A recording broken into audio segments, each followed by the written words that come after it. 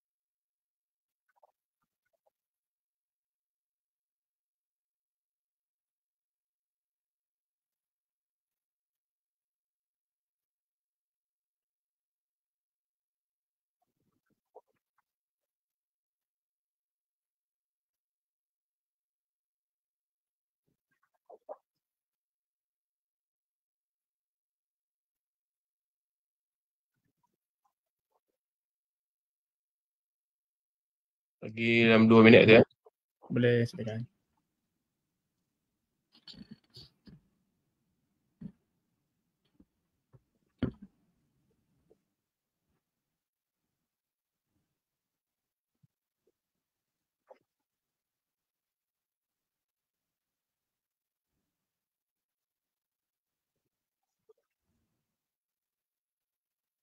Pada yang menonton, saya nampak ada 3 teman tu. Boleh komen dulu. Okey. Boleh komen dulu. Adakah suara jelas? Kalau tak jelas, maklumkan. Okey.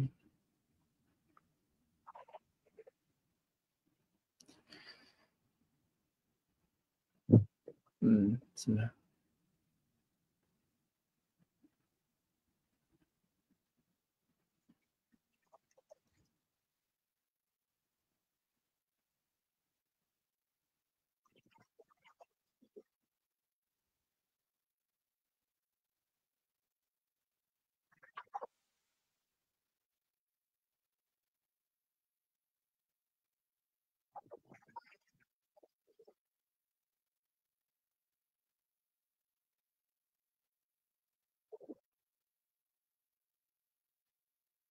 Okay, baik. Kita start pada jam 8:06. Okay. InsyaAllah pada tahun ni kita akan berhenti pada 9:50 ya. Paling lewat lah. Okey. Okay.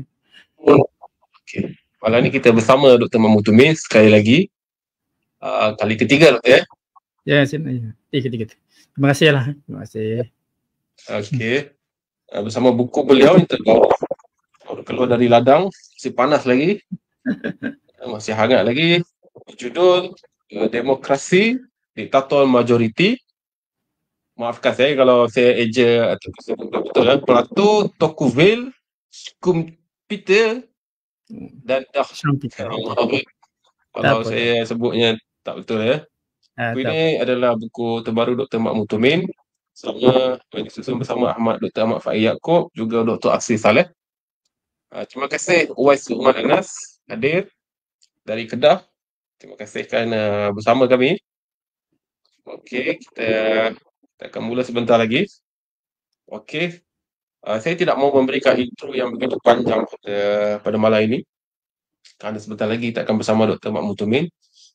Jadi tajuk malamnya demokrasi diktator majoriti. Tajuk je agak unik ya. Ada demokrasi, ada diktator di situ ya. Jadi mungkin sedikit intro berdasarkan bacaan yang saya sangat terhad ini. Maksudnya buku ini sampai kepada saya dan saya baca lebih kurang dalam 3 surat. Okey, disebutkan saya tak kenal lah ya Tocqueville, Comte dan Dah. Nanti mungkin kalau doktor nak syarah boleh dalam masa yang terhad jugalah. Sebab kita ada simpan 9.50 malam saja. Cuma Plato ini kalau kita tengok orang melacak atau mengesan teori komunisme ini dikesan daripada Plato lagi. Okey, jadi orang mengesan komunisme ni, maknanya Plato ni antara, bukanlah Plato tu penggagas komunis, tapi idea dia tu lah. Orang melacak awal komunisme tu daripada Plato. Jadi Plato ni pun maknanya dia bukanlah seorang yang mesra dengan demokrasi ni. Jadi doktor meletakkan Plato sebagai yang pemula kat sini ya. Maknanya ni antara tokoh yang kita akan bincangkan hari ni. Plato sekali lagi, Tocqueville, Comte dan Dah. Dalam banyak ni Plato je lah saya pernah dengar namanya. Doktor ya? Okay. Yang lain ni semua baru. Saya pun tak pernah tahu. Saya tak tahu lah nama ni. Plato baru. Jadi saya ingat itu intro yang ringkas. Kita dalam sesi kali ini maknanya akan lebih banyak interaksi bersama doktor. Jika kawan-kawan yang ada soalan boleh kemukakan. Maknanya kita tak menunggulah soalan di akhir nanti ke apa. Kita saling berinteraksi lah. Jadi kalau ada soalan yang berkaitan dengan tajuk, saya akan bacakan dan juga saya juga akan masuk lah sebab doktor telah beri keizinan untuk saya masuk jika bila saya tengok, bila saya rasa perlu nak masuk lah. Jadi tanpa membuang masa, saya silakan Dr. Mak Mutumin untuk mengemudi ataupun membicarakan tajuk ini pada malam ini. Sekian, silakan Dr. Okay. Terima kasih Saudara Ben Salif. Bismillahirrahmanirrahim. Ini kali ketiga jemputan atau undangan daripada kuliah buku, dan saya tentulah kalau dah 3 kali ni saya rasa banyak dah juga kelemahan-kelemahan yang sudah semakin menonjol. Sekiranya begitu menonjol, maafkanlah. Tapi saya rasa juga ada kebaikan-kebaikan yang dapat kita kongsikan, dan di masa yang sama dapat saya belajar lah sebenarnya daripada sesi ini. Okay. Kemudian gini saya nak ucapkan terima kasih juga selain daripada pihak kuliah buku ni, Saudara Ben Salih dan kru-kru di belakang sana juga kepada rakan saya lah, Dr. Ahmad Faiz dan juga Dr. Asri, kedua-duanya dari UiTM yang sama-sama membantu saya lah untuk menyiapkan buku ini dengan beberapa bantuan dan juga pertolongan bagi memastikan usaha-usaha ini dapat dikongsikan kepada peringkat awam. Saya nak menyebut juga saya secara sejak kebelakangan ini tidaklah begitu memfokus menulis buku-buku yang terlalu ilmiah. Ini saya kira buku yang separa ilmiah, yang saya rasa orang awam boleh baca. Kalau dia nak baca tu sekali dua tu dia boleh tangkap lah maksudnya. Macam saudara ni kalau sesiapa tuan-tuan dah baca ni, saya rasa tuan-tuan akan juga mungkin mudah dapat faham. Walaupun macam yang Tuan Ben Salih sebut tadi, nama-nama yang lain tu tak berapa dikenali sangat kecuali Plato. Tidak begitu seperti Tocqueville, Schumpeter dan juga Dahl. Nanti saya bagi justifikasi lah kenapa 4 tokoh ini. Ada satu perkara yang saya patut kena bagi tahu tapi saya terlupa nak bagi tahu dalam sesi kedua. Saya ni tak nampak. So maknanya kalau saya tak fokus pada kamera tu, maafkan saya. Kadang-kadang saya terlupa nak bagi tahu. Dalam kelas kadang-kadang saya terlupa yang saya tak nampak kadang-kadang. Sehingga kan pelajar pun tak perasan yang saya tak nampak. Jadi kita bercakap macam masing-masing ni nampak sama nampak gitu kan. Jadi tujuan saya supaya nak mengelakkan miscommunication lah. Sebab orang tak nampak dengan nampak ni, dia kan banyak orang kata guna gaze, gaze, kerlingan mata tu kan. Gaze tu lah kerlingan mata lah, gazing. Okay, itu sebagai permulaan lah. Okey, buku ini kami sebenarnya buat satu kumpulan lah. Dia ada 4 siri 1, 2, 3 dan 4. Yang tuan-tuan puan yang kita nak kongsi ni siri 1. Siri 1 ni tentang demokrasi diktator moden. Siri 2 tentang demokrasi dalam keluarga, tempat di bilik darjah, pekerjaan dan juga rumah ibadat.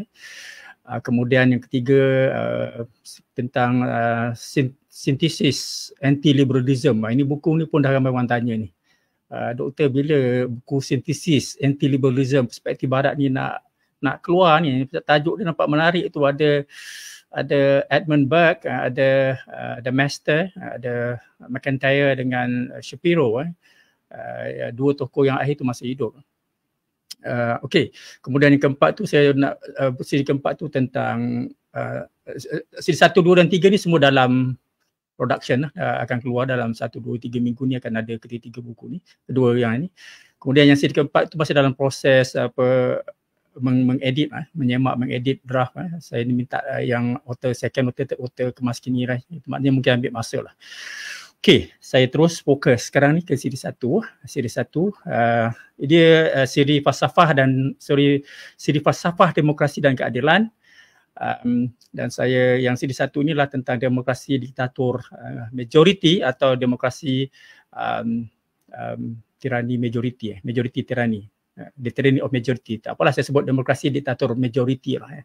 Maknanya sama juga dengan tirani itu, diktator, tirani, kuku besi, adik-beradik, sepupu, sepapat orang kata. Jadi sama konsep tu. Okey, kalau mungkin saya kata kenapa keempat-empat tokoh ini. Okey, Plato semua orang dah tahu, tapi mungkin kalau setengah orang mungkin agak mengejutkan kalau saya kata demokrasi ni konsep yang dianggap konsep yang buruk, bad konsep. Demokrasi ni satu konsep yang buruk. Demokrasi yang dipahami sebagai demokrasi rakyat itu adalah dipahami sebagai satu konsep yang buruk sejak zaman Greek dulu. Nanti saya terangkan kenapa. Kemudian walaupun buruk tapi orang tak juga demokrasi ni kenapa juga. Kenapa juga. Lepas tu kita dah terus melompat kepada Alexis de Tocqueville ni, France philosopher ni. Ini abad ke-19, buku dia tu 1840, Demokrasi in America. Dia pergi ke Amerika, dia buat buku itu. Kalau Plato mungkin orang semua dah tahu ni kan, buku Republic tu kan, Politiae bahasa asal dia lah. The Regime, Politiae itu buku tu. Kemudian di Tocqueville ni dia ada buku dia Demokrasi in America. Kemudian yang Schumpeter ni awal abad ke-20, dia ada buku dia Demokrasi, Socialism and Capitalism. Dan kemudian Robert Dahl ni baru dalam 10 tahun yang lalu meninggal ke apa ni. Kira barulah Robert Dahl ini, dia ada buku dia Democratic Pluralism. Dia buku yang ni yang sampai sekarang pun orang ni saya rasa dah cetakkan ke berapa belas buku tu. Maknanya buku yang ni lah ditulis lama tu, cetak macam hebat lah. So pada saya ni 4 sampel tokoh ni kita dapat membantu kita memahami apa itu demokrasi daripada dulu sekarang, dan mungkin juga dalam untuk 50 tahun akan datang ni kita masih lagi rujuk buku yang sama ni saya rasa ni, dan tempoh sampai 50 tahun akan datang. Jadi ada apa itu kewajarannya lah untuk kita tahu sampel ini. Okey, buku ini dia ada 7 bab. Tak termasuk prolog dan epilog lah, pendahuluan dan juga kesimpulan ini. Kalau nak bunyi Arab sikit ni dia tak termasuk mukadimah dan khatimah tu lah. So dia ada prolog dan epilog itu, ada 7. Saya ucapkan terima kasih ataupun ni lah, terima kasih sangat sebab saya dipahamkan dah ada mula membeli. Di pihak saya sini pun dah ada ramai yang membeli buku ini. Saya rasa satu cara yang baik juga pihak kubu ini, kuliah buku ni mengundang saya kat sini. Sambil saya berkongsi itu juga saya boleh mencari rezeki lah dengan menjual buku ni. Okey, so buku ni saya kata ada 7 bab, prolog dan epilog tidak termasuk. Jadi bahagian prolog itu saya mulakan dengan saya tengah fikir-fikir nak mulakan dengan siapa, Plato ke, nak mulakan Tocqueville ke, nak mulakan Schumpeter ke, nak mulakan Dahl. Saya fikir-fikir yang paling orang kenal memang Plato, tapi yang paling banyak orang rujuk dalam kajian sains politik pada masa kini ialah Alexis de Tocqueville ini, Demokrasi in America. So okay, tak apa saya mulakan dengan Tocqueville. Tocqueville ni dia ada dua pandangan penting lah dalam buku dia tu. Dia pergi Amerika, ke New England, New Orleans. Dia tak pergi lah kawasan-kawasan yang macam Virginia ke yang ini yang lebih apa kita kata, kalau dia pergi ke semua tempat tu dia tak akan tulis buku demokrasi seperti itu. Jadi dia punya sampel dia tu pun tak berapa kemas lah. Tapi tak apa, buku ni buku klasik, analisis falsafah dia menarik. Dia menulis pada usia muda tu, 20-an, umur-umur macam tu dia dah menulis buku ni. Di penghujung umur 30 tu dah siap buku ni, okey. Bukan 70, hampir 30. Okey, ni buku ni. Saya mulakan dengan Tocqueville ni memang orang majoriti faham dia tentang pelopor, masa yang sama juga pengkritik demokrasi. Dia mempelopori dan mengkritik demokrasi. Bagian prolog itu saya buat begitu. Dia ada dua. Dia kata demokrasi ni tak dapat tidak hubung akan negara, sebuah negara masyarakat itu akan tetap juga menjadi demokrasi. Dia kata providential, maknanya semula jadilah. Demokrasi ini akan berlaku secara semula jadi dekat semua negara. Walau bagaimanapun, kata dia, dia ada punya while, ada benda-benda buruk juga dalam demokrasi ni. Sebab demokrasi ni dia akan memberikan suara majoriti. Bila majoriti diberi suara, ada banyak kesan buruknya.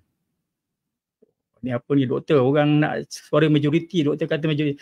Sebab pada dia dan pada Plato sejak dulu lagi, dalam mana-mana masyarakat pun majoriti adalah yang rendah pendidikannya. Majoriti adalah orang yang emosi. Majoriti orang yang mudah dimanipulasi. Majoriti, kalau majoriti pilih pemimpin, kita akan dapat pemimpin yang dipilih oleh orang-orang macam itu. Jadi keputusan negara adalah keputusan yang dipilih, yang secara majoriti adalah secara yang itu. Yang rendah pendidikannya, rendah itu.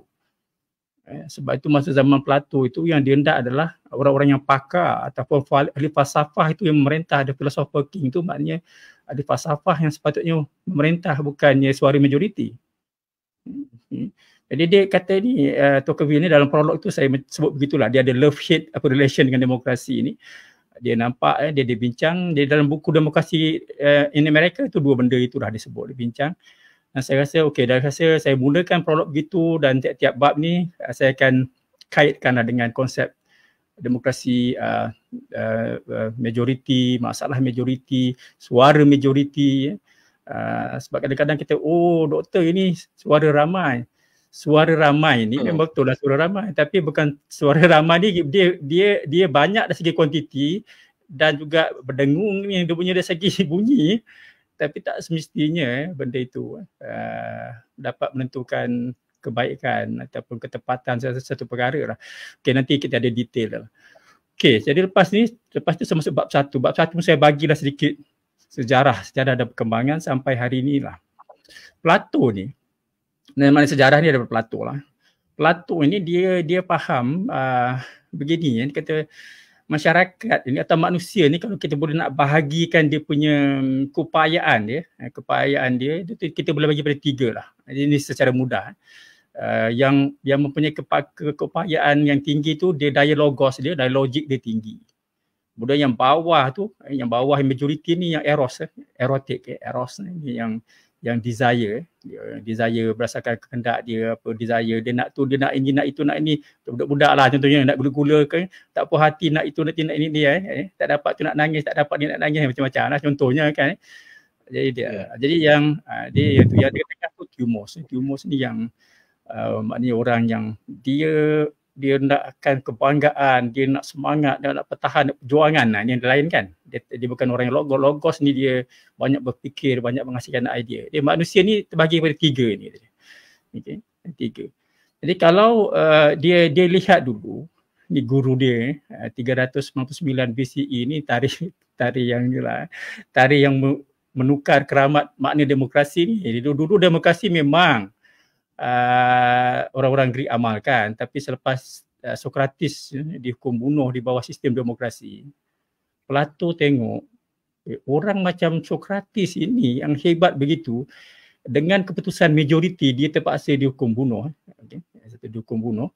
Masa tu inilah dia ada waktu macam juri, dia setiap orang tu dia macam kena ambil dia punya giliran dia. Satu katakanlah dalam 12 bulan ni kan, setahun kan. okey, satu bulan ni orang ini, satu grup ni, bulan ni grup ni, jadi rule in turn. You memerintah dan you diperintah, you memerintah diperintah. Direct demokrasi lah sebut gini kan. Jadi sama-sama itu lebih kurang ada juri yang memerintah tu ada 501, 280 kata dia bersalah. Saya pendekkan cerita tu bersalah. 220 kata dia tidak bersalah. Jadi majoriti kata dia bersalah, dia kena hantarlah. Okey. So kalau macam tu majoriti dia kata ini dah cerita ni kan, orang yang dah terpilih ni dan sudah terpilih, yang memilih dia tu satu hal lagi lah dalam konteks ni. Yang dia terpilih pun begitu. Kalau yang memilih itu kita tak tahulah ya. Yang mana kalau dalam konteks sekarang ni saya kadang-kadang cakap ni kadang takut ada pula orang-orang ada politik yang tersinggung kan. Kalau yang dia terpilih begitu, yang memilih, yang mengundinya itu majoritinya macam mana? Itulah maksudnya kat situ dalam konteks itu. Sebab tu Plato kata ni demokrasi itu adalah sistem majoriti yang merupakan adalah sumber kuasa erotik. So nak dengar suara majoriti ke ataupun nak dengar suara pakar, nak dengar suara ahli falsafah kan, jadi dia pun mulalah menulis membantah dan sebab tu dia mengkritik kuat demokrasi itu. Tapi demokrasi menjadi popular sebab kritikan yang kuat ini. Sebenarnya demokrasi ni orang dah tak semenjak kritikan ni, Aristotle juga dia melihat dalam sistem dia bad government tu adalah demokrasi. Dia sebut mobile demokrasi, ini term-term lah demokrasi. Memang Aristotle pun anti demokrasi.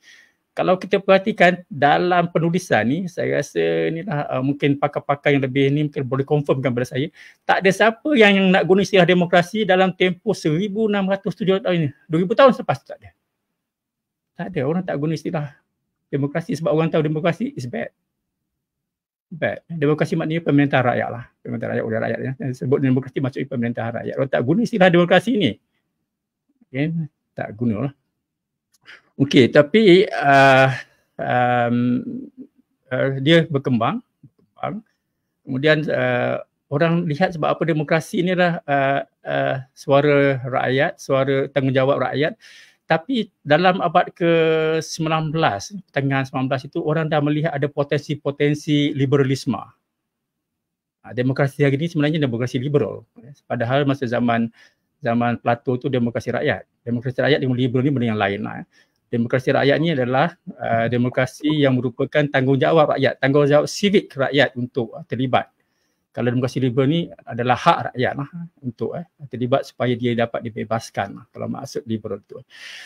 Okey, jadi sekarang ni ada satu tokoh saya tak sebut sebab saya rasa dia tak sebegitu philosophical sangat dia. Benjamin Constant, dia orang yang belum mula lah lihat ada perbezaan ya. Memahami demokrasi rakyat itu dengan demokrasi kebebasan ni, hak individu. Jadi daripada situ orang mula bercakap tentang bila kita sebut idea kebebasan itu adalah liberalism. Dan masa pada situ orang mula melihat bahawa kebebasan hak individu itu menjadi penting dan suara bila kata hak individu semakin penting, maknanya suara individu sudah semakin penting, suara majoriti sudah menjadi penting. Di situ maknanya selepas beberapa tahun tu kalau lepas Plato sampai ni macam apa dekat 2000 tahun tu orang tak guna istilah demokrasi dalam tempoh yang lama. Okey. So kemudian ada gerakan-gerakan pekerja bawah Karl Marx, bawah apa tu orang dah lihat potensi-potensi inilah, potensi-potensi pekerja individu rakyat golongan proletariat ni, mana individu tu dia boleh mempengaruhi sebab dia dimanipulasi, jadi suara dia semua kena dengar. Ini bibit-bibit kita kata demokrasi fasa kedua ke fasa apa lah, the second generation of demokrasi tu. Okey, ni masih bab satu ni panjang ni kalau aku nak buat dia, tak apa. Nanti yang bawah-bawah ni saya pendek-pendekkan sikit lah kan sebab ni yang penting ni, penting saya sebut dulu lah. Okey, jadi sekarang ni dalam bab satu lagi ni orang bincang sekarang ni kalau kita kata okey, kita nak cakap pasal demokrasi ni soal demokrasi tanggungjawab rakyat ke demokrasi hak rakyat? Demokrasi ni tanggungjawab ke ataupun hak rakyat? Tu saya ambil dalam bab satu di hujung ni, cuba tanya diri kita tentang pilihan raya. Pilihan raya ni kita wajib mengundi ke atau hak kita nak mengundi ke tak nak mengundi?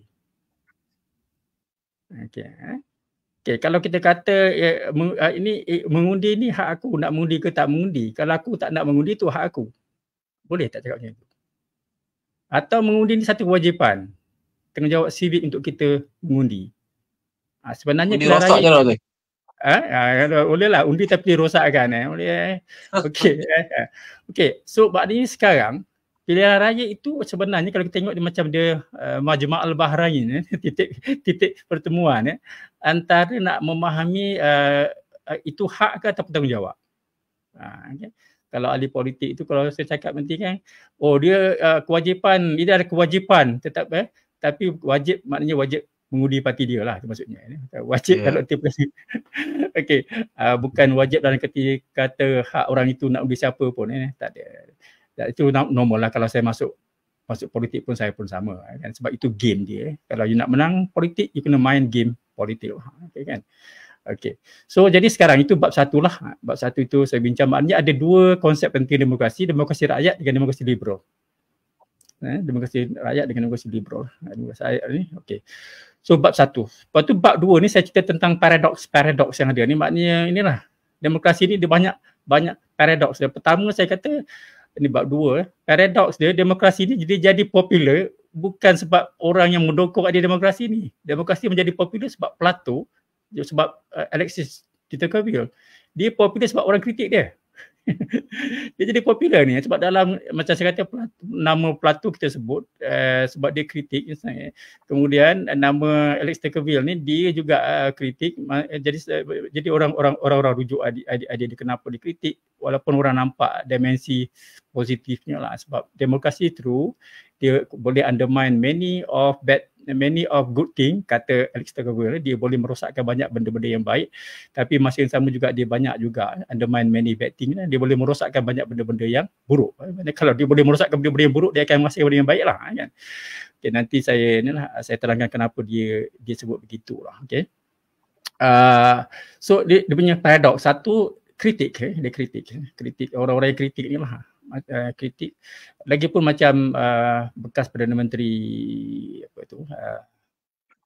British Winston Churchill dia sebut demokrasi ni memang bad system, tapi yang lain-lain semua orang dah cuba tapi orang akan pilih demokrasi juga. Kenapa macam tu?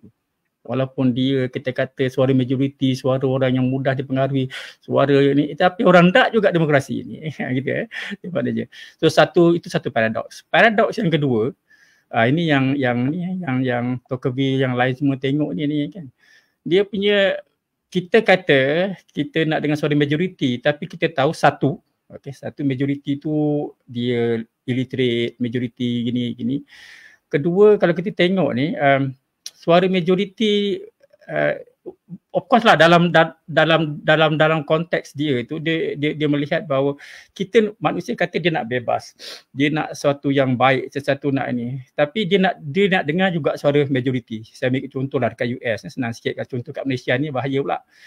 Contoh kat US, katakanlah kita tengok pakar-pakar dah bagi tahu ni masalah alam sekitar, global warming gini-gini kan. Global warming gini ni semua dah ada bukti-bukti saintifik gini. Tapi kalau dia buat public opinion tentang isu gini-gini ni, lebih 50% yang kata ini semua perkara sementara, tak akan bahaya, tidak apa gini. Jadi kalau dia buat polisi berdasarkan suara majoriti tentang isu alam sekitar ni, jahanam planet bumi ni. Sebab dia tak kalau tak nak dengan cakap pakar lah. Jadi dunia ni akan jadi jahanam kalau dengar suara majoriti atau amalkan demokrasi. Kalau kita ambil contoh isu alam sekitar tadilah. Okey, ini saya rasa satu dimensi lain demokrasi. Walaupun orang katalah okey doktor anti demokrasi ke? Ya, ini isu lain. Itu isu lain. Okey. Saya habiskan dalam 2-3 minit, nanti saya minta respon daripada tuan. Saya habiskan ni dulu. So itu kemudian dalam demokrasi ni dia ada satu pula yang ni yang paradoks yang ketiga ni. Kita kata kita nak dengar suara majoriti, tapi sebenarnya kita dengar suara minoriti, dia kata dia. Contoh dia kata contoh. Kalau dekat US lagi, kita selamatkan diri saya, bagi contoh US. Okay. So US kita contoh kita bagi contoh. Okey. ramai penduduk ni dia dah tak hendak tau apa tu undang-undang yang membenarkan senjata api ni, benarkan orang pakai senjata api. Bahaya kan? Kadang-kadang nak tembak ni ada gini. Okey, sekarang majoriti dah tak hendak ni, dia nak peraturan yang tidak benarkan. Tetapi industri senjata ni dia bukan majoriti pun. Dia minoriti tapi dia ada duit, dia ada lobby, dia apa gini. So maknanya demokrasi dia okey, dia benarkan demokrasi tetapi duit boleh menyebabkan polisi dalam sebuah negara demokrasi itu ditentukan oleh duit, orang banyak duit.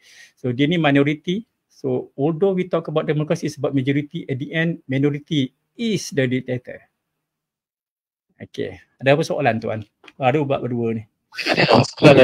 Ada beberapa soalan kat sini. Saya nampak daripada post-Malayism, firstly juga dengan saudara si Pengitik Glorious. Soalan dia agak panjang, nanti saya baca. Kita ambil yang santai-santai dulu.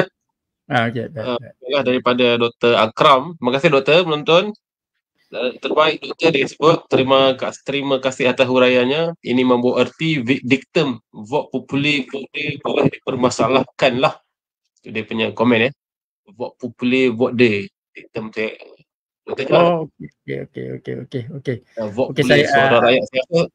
Maksudnya suara rakyat, suara keramat tak silap tak silap saya lah maksud vote populi vote day. Yalah.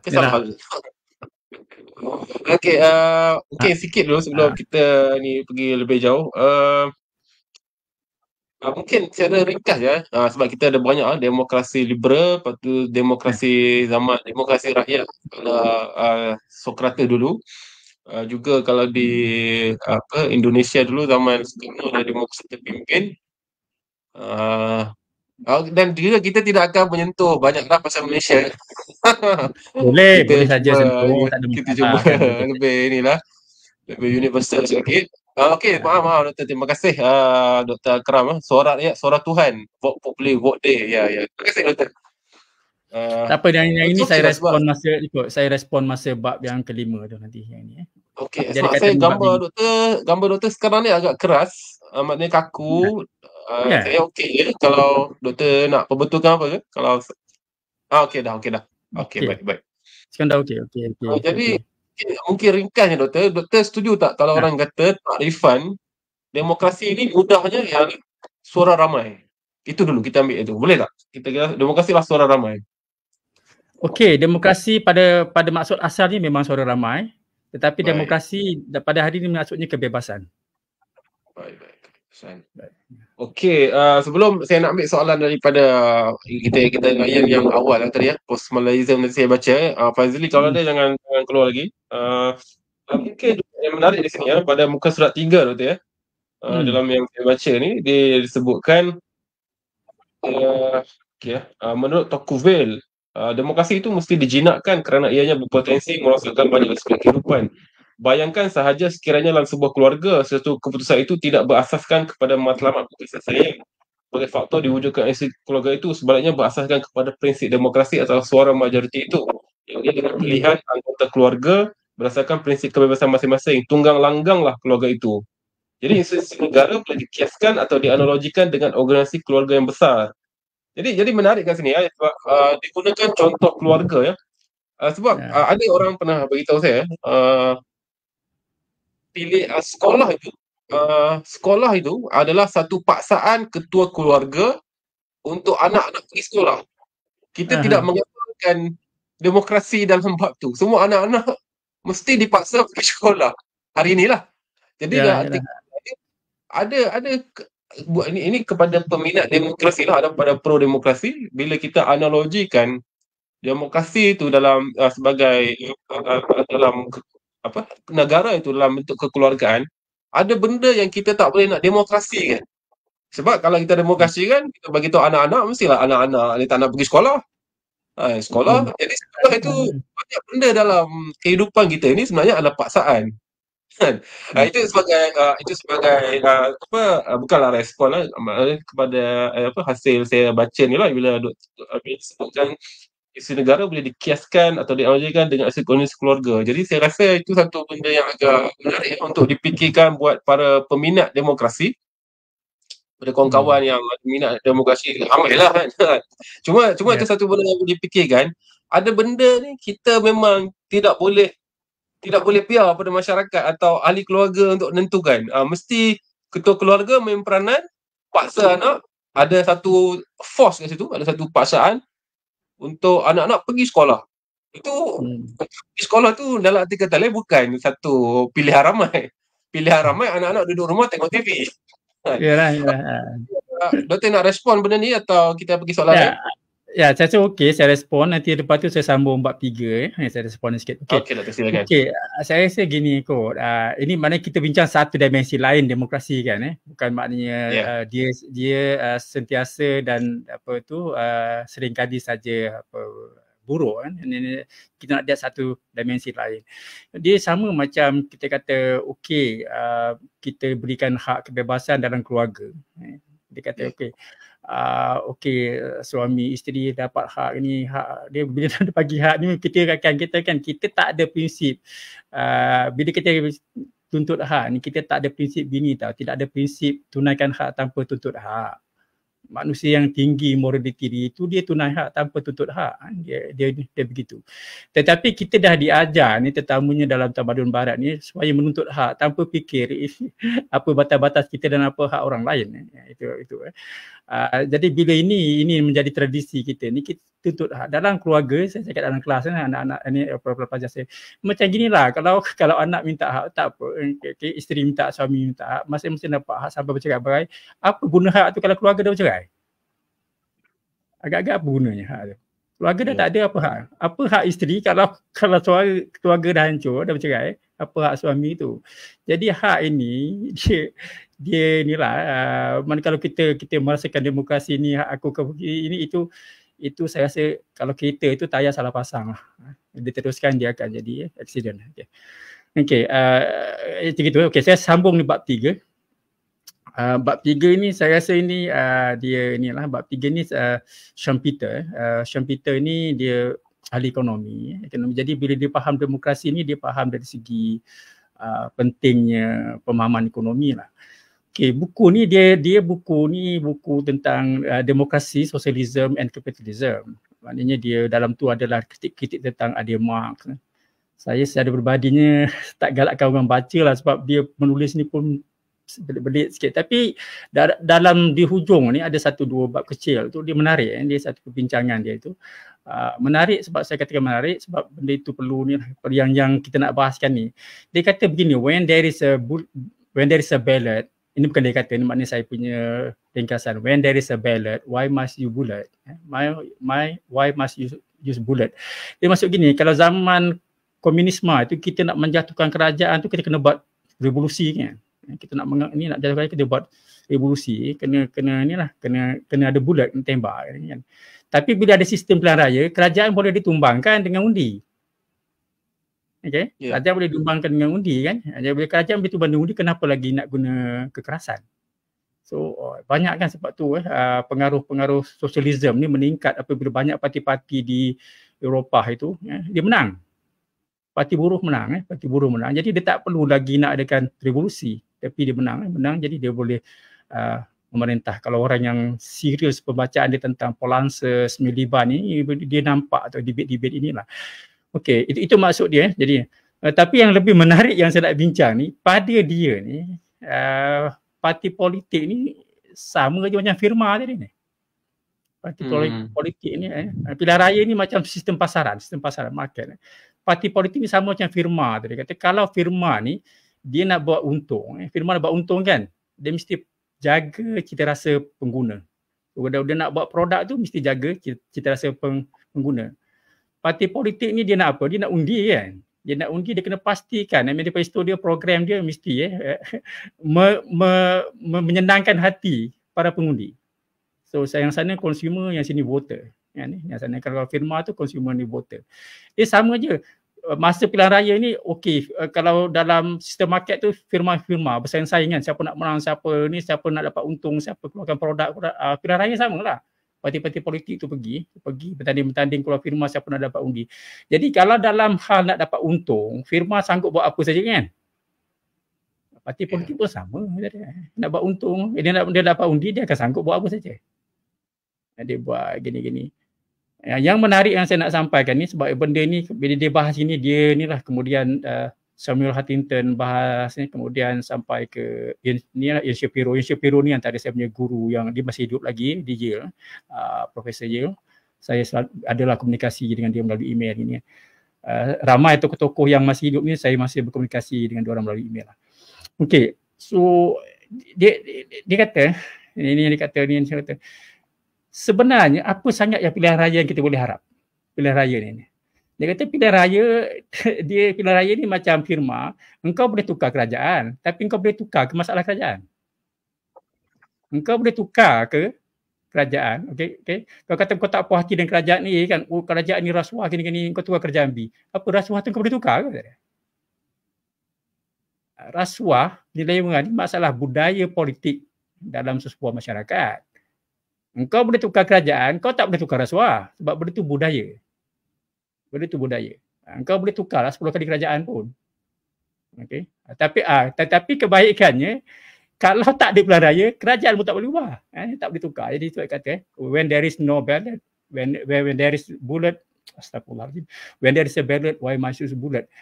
Tapi walaupun you use ballot, sebab dia ballot tau, undi-undi ni dia boleh, memang boleh tukar lah. Kerajaan yang memerintah sekarang, kerajaan yang menunggu, kerajaan ni apa tu memang boleh. Tapi tidak akan boleh merubah masalah. Jadi dia kata kalau Samuel Huntington menyayat ni, rising expectation, rising frustration. Jangan expect banyak sangat daripada demokrasi ni, kau akan kecewa dengan demokrasi. Oh, kita mengundi ni, istilah ni lah, istilah Samuel Huntington ni, kau mengundi dengan harapan kerajaan gini-gini. Ini saya masukkan negeri lain, bukan Malaysia.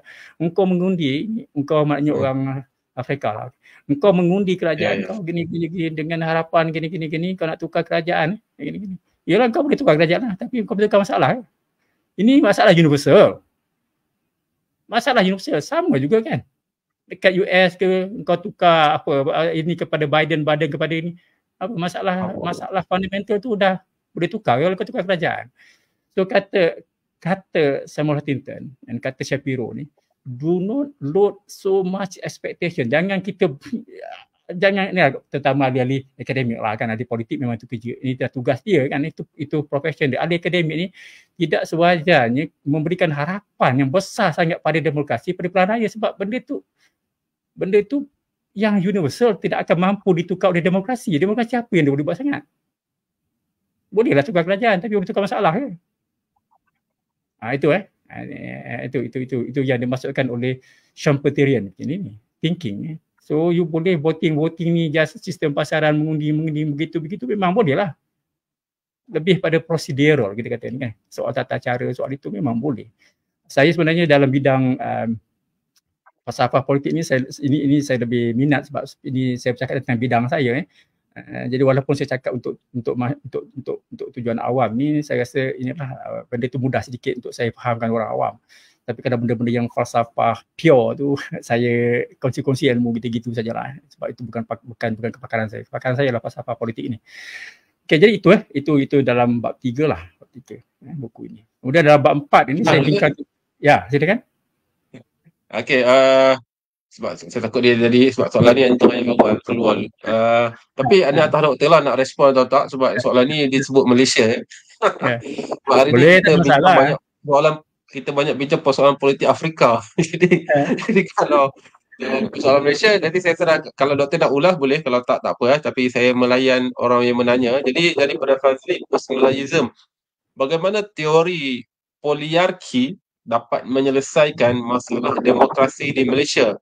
Seperti argumentasi federalism semenanjung Malaysia, wilayah Sabah dan Sarawak, state issue, pengagihan belanjawan, rujuk permintaan TMJ dan pilihan raya PBT. 2. Melihat argumentasi di atas, adakah sistem demokrasi Malaysia sudah mati? Teruslah. Kalau doktor nak respon boleh, silakan. Kalau tidak, tak ada masalah.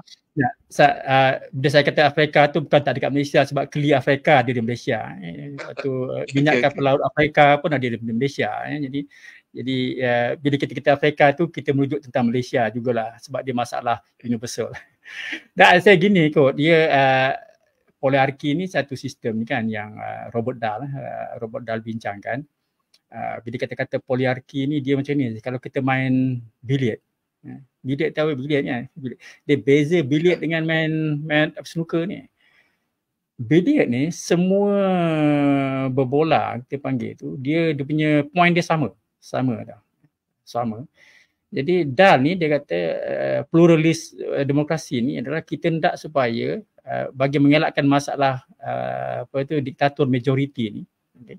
Sebab bila diktator majoriti ni dia macam kita main snooker. Ada satu berbola tu point dia berapa. Bola itu pula boleh menentukan orang menang kalah. Itu tak adil sebenarnya. Ini saya punya contoh lah. Dia tak cakap pasal bilik berbola. Jadi dia mahukan bahawa setiap orang itu plural ni sama atau unit dia. Kalau ni satu unit semua orang sama, itu jadi masalah ada satu kumpulan yang boleh buat decision secara yang majoriti itu tak ada. Itu. So kalau kita nak kata pluralisme di Malaysia ni, maknanya kita mahukan bahawa organisasi-organisasi dalam negara kita ni secara relatifnya kuasa dia sama, dia boleh mempengaruhi keputusan itu secara demokratik. Saya rasa kita sebenarnya negara kita kena jujur kan, kita kena jujur dari segi ni lah. Perlembagaan pun tidak memberikan hak yang sama. Perlembagaan tidak memberikan hak yang sama, dan tiadanya hak yang sama ni bukan bermakna tidak adil. Kalau kita kata sesuatu itu hanya adil sekiranya adanya hak persamaan. Kalau macam itu daripada dulu sampai berapa ni, sistem perhambaan ada sampai berapa lama, maknanya selagi ada sistem perhambaan, selagi itu tidak adil. Tak ada lah. Keadilan daripada dulu pun dah ada. Keadilan itu berbeza mengikut masyarakat. Okey. Kalau kita tidak ada sistem persamaan daripada dulu sampai sekarang, mana ada? Maknanya kalau tak ada sistem persamaan, sampai sekarang tak ada sistem yang adil. Tak ada. Itu persamaan tu dia inilah, kalau kita cerita dalam alam fizik ini, tidak ada yang dikatakan persamaan lah, sebab manusia itu tidak sama. Okay. Manusia tidak sama. Manusia tidak sama ni sebab kita sebut manusia sama ni, kita dah dipengaruhi oleh pemikiran liberal. Liberal dia tak percaya manusia ni sama, identical. So dia boleh buat analisis. Tapi orang seperti Plato ataupun lawan bagi liberalisme, konservatisme, dia tak melihat manusia ni sama. Plato kata macam ginilah. Okay? Kalau kau tak percaya, kita buat case. Kau ambil 10 orang bayi lahir, kita bagi dia makan sama. Ini dia bagi hypothetical case. Kita bagi dia makan sama, kita bagi dia apa semua samalah, pendidikan sama, sama sampai umur dia 10 tahun 12 tahun, kita bagi dia test matematik. Kau ingat semua dapat makan sama ke? Kalau yang memang dia dilahirkan tidak sama, dia sebutlah dia dilahirkan daripada benih emas, lahir benih perak, lahir benih ini. Jadi kalau yang lahir benih emas tu memang dia dapat markah A lah, grade A star. Kalau dia lahir benih brown, takkan dia dapat 5, dapat fail ke apa gitu. Manusia ni memang tak sama daripada potensinya sampai dia dibesarkan takkan sama. Tapi kalau kita nak cerita manusia ni sama ni, kita cerita dalam alam utopia. Kalau cerita alam ini Plato punya pandangan golongan konservatif pun sama. Pada dia mana ada manusia sama, ada manusia yang dilahirkan dengan kehebatan, ada manusia dengan ciri-ciri kerohanian, ada manusia. Kalau kita kata dalam agama ni, ada yang lahir Nabi, ada bukan Nabi. Maknanya gitulah. Ini kan kalau kita nak kata inilah. Tapi macam kita nak buat macam mana, universiti memang ini kan tumpuan analisis dia kebanyakannya lah. Kalau publication tu, tanya-tanya orang universiti lah. Kau takkan boleh publish kalau bidang sains sosial ni, kalau kau tak analisis liberal ataupun leftist. Nanti kena liberalis atau leftist. Kalau kau analisis kau konservatif, jurnal-jurnal yang ISI konservatif ni tak banyak. Okey, tak apalah. Okey, ni saya keluar sikit, ni masuk balik semula tadi bab berapa saya kata? Bab 4. Okey, bab 4 ni ini kenapa orang tak sangat demokrasi ni. Kalau betul lah doktor kata demokrasi gini, kenapa orang tak sangat demokrasi ni? Actually benda ni sama tu. John Rawls ni antara ahli falsafah lah hari ni. falsafah politik analitik dia panggil ni, maha guru dia ataupun nabi dia ke apa, itu adalah John Rawls. Jadi masa Ian Shapiro dia mengajar kat Yale. Ian Shapiro ni dia mengajar tahun 90-an dia mengajar. Dia mengajar tentang idea John Rawls lah. Dia cerita tentang universalisme, tentang apa semua ni, dia terang. Dan memang kata ni lah, memang orang nampak tu ada dia hebat. Jadi orang tanya, dia pelajar dia tanya, Shapiro, kalau John Rawls ni memang hebat idea dia, macam nabi falsafah, nabi politik hebat gini, kenapa idea dia tak ada dalam perlembagaan Amerika? Kenapa perlembagaan Amerika tak ambil idea dia? Shapiro kata, okey, nanti dia fikirkan. Okey, dia fikirkan sebab orang-orang yang tinggi ilmu ni kalau dia tak tahu dia kata la adri lah. Dia tak tahu nanti dia fikirkan lah. Tapi kalau orang yang yalah yang gini kan, dia kan dia tak tahu pun dia akan tunjuk dia tahu lah. Sedangkan orang nampak dia tak tahu. Okey. So dia ni, jadi dia kata dia gini, dia tengok, lepas tu dia ada tulis buku dia lah, buku dia yang saya rujuk untuk saya punya siri 2 ni, siri 2 tu saya banyak rujuk buku Ian Shapiro. Dia kata gini, kenapa, contoh saya ada yang hebat. Untuk ini sama juga dengan pelajar saya, doktor, kenapa idea yang hebat ni orang tak nak terima? Kenapa tak dijadikan polisi? Kenapa tak dijadikan undang-undang? Memang tak boleh. Sebab apa? Katalah tuan ada yang hebat. Dia hasilkan daripada kubu ini bincang-bincang. Dia ni hebat. Katakanlah dapat menyelesaikan masalah. Nak menjadi polisi, dia kena lalu sistem demokrasi, kena lalu sistem undi dulu. Majoriti suka ke tidak? Kalau kau ada hebat macam mana pun, melalui sistem demokrasi, suara rakyat tak suka, tak boleh jadi polisi. Jadi John Rawls punya idea tu memang ada yang paling hebat, yang manusia falsafah dapat wujudkan dalam tempoh 50 tahun ini. Ahli falsafah tak dapat masuk ke perlembagaan mereka, tak dapat sebab majoriti tak ada. Nak macam mana? Itulah demokrasi. Sebab majoriti yang tak macam itu. Kalau kita kata demokrasi, itulah saya kata majoriti kita, walaupun kita tahu majoriti tu dia adalah gini-gini. Saya ingat dulu tu masa saya muda-muda dulu, sekarang dah tak berapa nak muda kan. Tak nak ngaku tua tu. Saya ingat dulu cerita ni lah, orang dulu dia nak dapat hak warga negara lah. Ini cerita dulu. Rakan-rakan Tionghoa kita janganlah pula anggap benda ni. Ini cerita dulu, saya pun tak pasti kesahihannya. Ini cerita dulu dia akan kena ada interview dulu untuk mendapat kewarganegaraan ni. Nak pastikan kau boleh bercakap bahasa Melayu ke tidak lah. Pada masa itulah Jadi dia akan tanyalah nama siapa kan, katakanlah nama kau Wong Peng Sun ya. Nama siapa, soalan dia biasanya ada 2-3 soalan lah. Nama siapa? Wong Peng Sun. Umur berapa? 70 tahun kan. Sudah berapa lama duduk kat Malaysia contohnya kan ya. Dekat Tanah Melayu 20 tahun gitu kan. So antara Kuangtung dengan Tanah Melayu mana lebih okey kan? Kalau kau kata Tanah Melayu kau nampak nak bodek kan.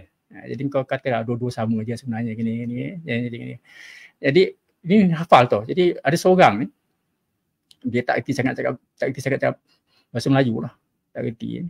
Tapi dia tanyakan kawan macam kita lah kan, interview tanya kawan, apa dia tanya? Alah dia tanya 4 soalan ni kan. Tanya nama dulu siapa? Berapa umur kau? Berapa tahun dah duduk kat Tanah Melayu? Mana lebih okey? Kan? Kuangtung ke Tanah Melayu?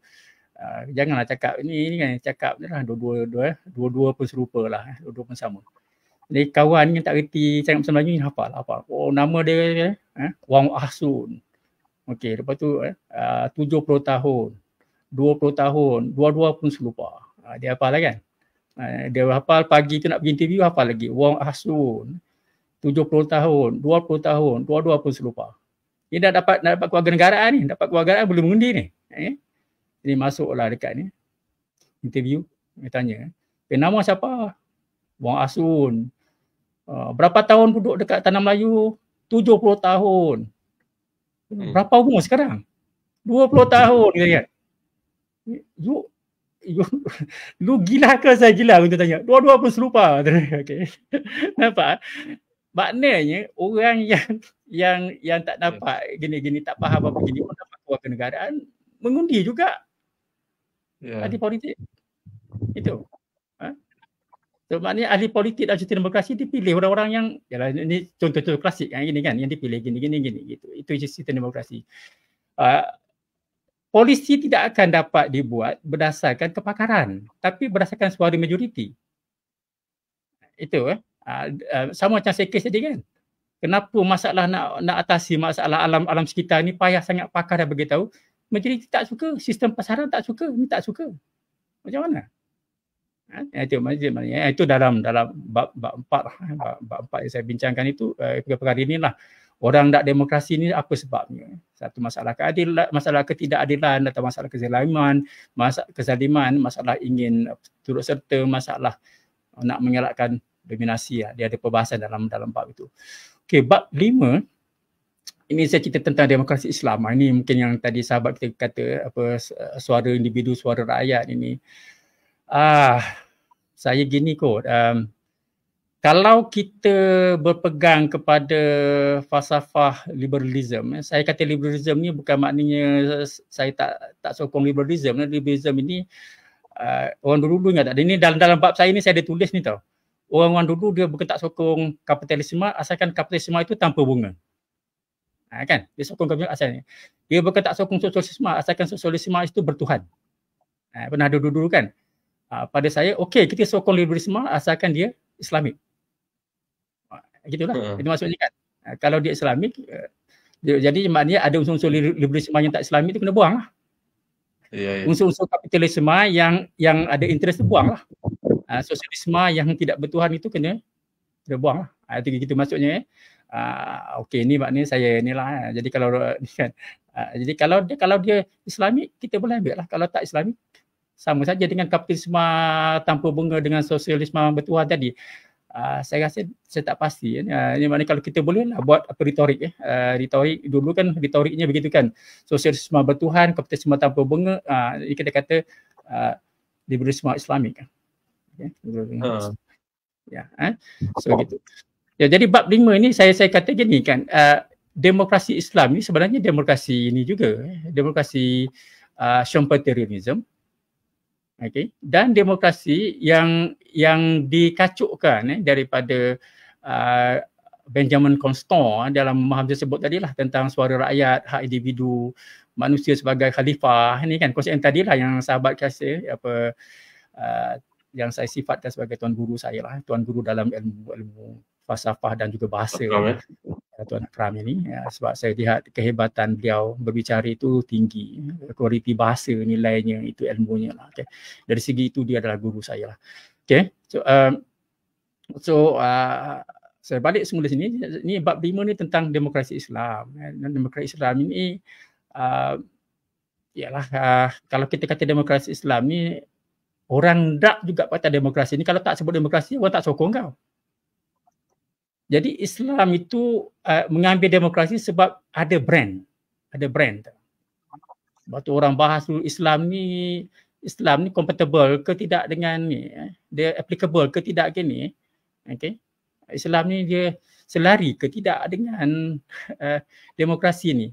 Dia tertakluk kalau kita kata demokrasi liberal atau demokrasi rakyat. Okay. Kalau demokrasi liberal ni demokrasi yang mahukan kebebasan. Kalau demokrasi rakyat ni, demokrasi kita kata ni, people demokrasi dengan liberal demokrasi benda yang lain. People demokrasi ni dia punya asal dia dulu memang Plato.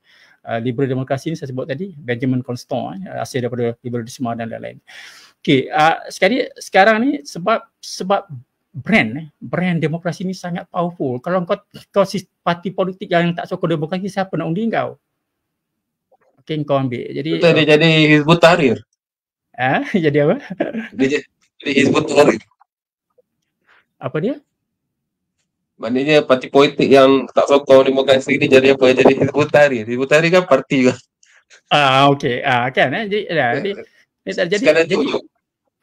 sebab itu macam ni lah, mungkin orang nak juga dia ada istilah teodemokrasi. Kan? Dia nak tunjukkan bahawa itulah yang cakap dia pun pakar-pakar. Jadi sebab memang tak brand itu. Okey, sedangkan yang dimaksudkan demokrasi di barat itu lain, suara rakyat, suara individu, hak gini-gini. Sebab itu dalam buku yang saya terjemahkan tu oleh siapa nama itu The Caliphate of Man tu, yang ada buku saya terjemahkan, Manusia Sebagai Khalifah. Saya tak ingat siapa yang terjemahkan buku ni. Saya rasa ni ramai yang ada buku ni. Kalau siapa ada boleh tulis tu, nanti boleh sahabat kita bacakan. Tuan bacakan buku yang saya terjemahkan tu, Manusia Sebagai Khalifah tu, siapa author asal dia. Okey, ini kan istilah manusia sebagai khalifah ini kan benda-benda yang baru. Benda-benda yang baru lah. Benda-benda yang baru maksudnya baru 100 sejak ni, sebab tu dalam buku saya yang siri keempat ni yang saya sebut tentang manusia sebagai khalifah dan epitokrasi Islam. Dalam Islam ni sebenarnya yang nak disebutkan adalah bukannya demokrasi Islam. Ini saya cakap ni benda besar ni. Saya pun takut ni sebenarnya. Sebab pakar-pakar demokrasi Islam ni ramai ni. Mungkin kalau ada yang dengar ni bahaya saya ni. Saya rasa Islam itu lebih tepat kalau kita kata epistokrasi Islam. Ini perkataan epistemi. Epistemi ni Tuan Akram boleh tulis tu makna dia epistemi ni. Epistemi ni soal-soal keilmuan. Demokrasi Islam ni adalah demokrasi yang diputuskan oleh orang-orang yang berilmu. Maksudnya kalau dia ada musyawarah, nak bermusyawarah itu ialah orang-orang yang ada ilmu nak bermusyawarah. Demokrasi Islam tu pasal konsep musyawarah, konsep ilmu, konsep epistemi, epistemokrasi Islam. Jadi dalam buku saya siri keempat itu saya nak terangkan persoalan manusia sebagai khalifah ini yang sahabat kita sebut ni. Individu itu suara daripada Tuhan, manusia sebagai khalifah, manusia itu konsep daripada inilah yang sovereignty of God, sovereignty of the people, ini konsep-konsep undang-undang ini yang ialah kita pun tahu sumbernya mana. Kalau dalam bahasa orang-orang agama kita pun tahu sanadnya ke mana. Dia idea itu bersanad ke mana. Kalau dia bersanad ke situ kita boleh faham kenapa jadi begitu. Kalau idea itu bersanad ke Plato, kita pun tahu dia jadi begitu. Kalau idea itu bersanad kepada siapa yang sebutnya sovereignty of God, tak dapat ingat lah pula saya. Maududi dalam Islam, dalam dunia barat ahli falsafah Perancis yang sebut tentang sovereignty of God ini semua. Okey, tak apalah kan. So sebab kita bersanadkan ke situ jadi tidak mustahil lah kalau kita ni, saya tuan semua sini kan. Kita ni kan apa yang kita baca. Kan?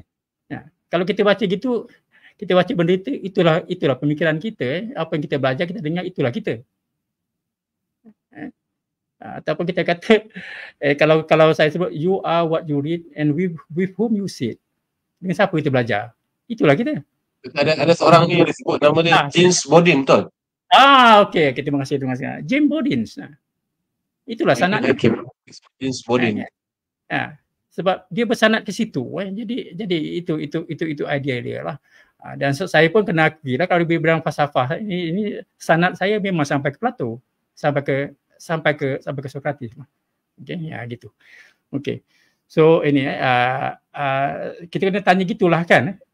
Kita ini di persepsi kita tu warna kita melihat dunia ni berdasarkan pada Ray-Ban kita. Kalau kita pakai Ray-Ban hijau, dunia ni kehijau-hijauan lah. So warna Ray-Ban tu bergantung apa benda yang kita baca. Kita baca itulah warnanya. Itu warnanya. Okey, maksudnya ini benda kita kena faham lah. Okey. Okey, jadi sekarang bab 5 ni saya sebenarnya terangkan juga tentang isu-isu demokrasi Islam ni. Islam ini soal dia applicable ke tak applicable ke, selari tak selari, ni soal-soal falsafah yang perlu dibahas kan. Dan dalam bab ni saya bincangkan tentang inilah konsep manusia ini ialah kalau dia ada dua prinsip lah, soal kekhalifahan ataupun kehambaan kita ini. Dekat ni saya tulis ini dekat bab 5 ni di bahagian akhir ni, kita melihat diri kita ni sebagai khalifah Tuhan ke ataupun hamba Tuhan. Okey, ini dia tak sepatutnya faham sebagai satu konsep yang binary lah. Binary ni maksudnya hitam putih. Kalau kita kata selalu orang guna konsep kiri kanan kan. Kiri kanan ni saya selalu bagi tahu kalau kita guna konsep kiri kanan Islam, kiri barat kanan, ini rasanya lambat kita nak maju lah, saya kata lambat. Saya selalu guna konsep hierarki. Kalau hierarki tu ilmu kita akan menaik. Kalau kita gunakan konsep horizontal ni, kita sampai ketua nanti ilmu kita ke kiri ke kanan, dia tak menaik tu kalau kita tak ada vertikal. Tapi tak apalah, sebab ni saya bercakap dalam konteks ini, saya cerita kiri kanan jugalah, kiri kanan. So kalau kita ke kiri, kekhalifahan, ke kanan itu kehambaan, dia berbeza mempengaruhi persepsi kita tentang pilihan raya demokrasi ni. Perasan tak ada jemaah-jemaah, dan kita adalah parti-parti politik Islam yang memang apa kan mewajibkan undi ke dah. Macam-macam lah kita dengar kan. Ini kan hujah-hujahnya begitu. Tapi ada juga jemaah-jemaah besar juga ni yang mengharamkan dan raya, mengharamkan ada jemaah dia pergi mengundi. Ada kan? Betul. Dia mengikut jemaah ni. Okey, tak apalah kan. So dia pada dia mengundi ni aktiviti yang haram. Yang sana lagi dia hampir mewajibkan itu. Kalau misalnya kita solat itu wajib, maknanya kalau mengundi itu mengambil uduk, kalau nak solat mengambil uduk itu jadi wajib. Kalau dekat sana lah satu kumpulan. Kumpulan ni kata mengundi. Saya tak sebut, tapi Tuhan kata saya mungkin je kan jelah.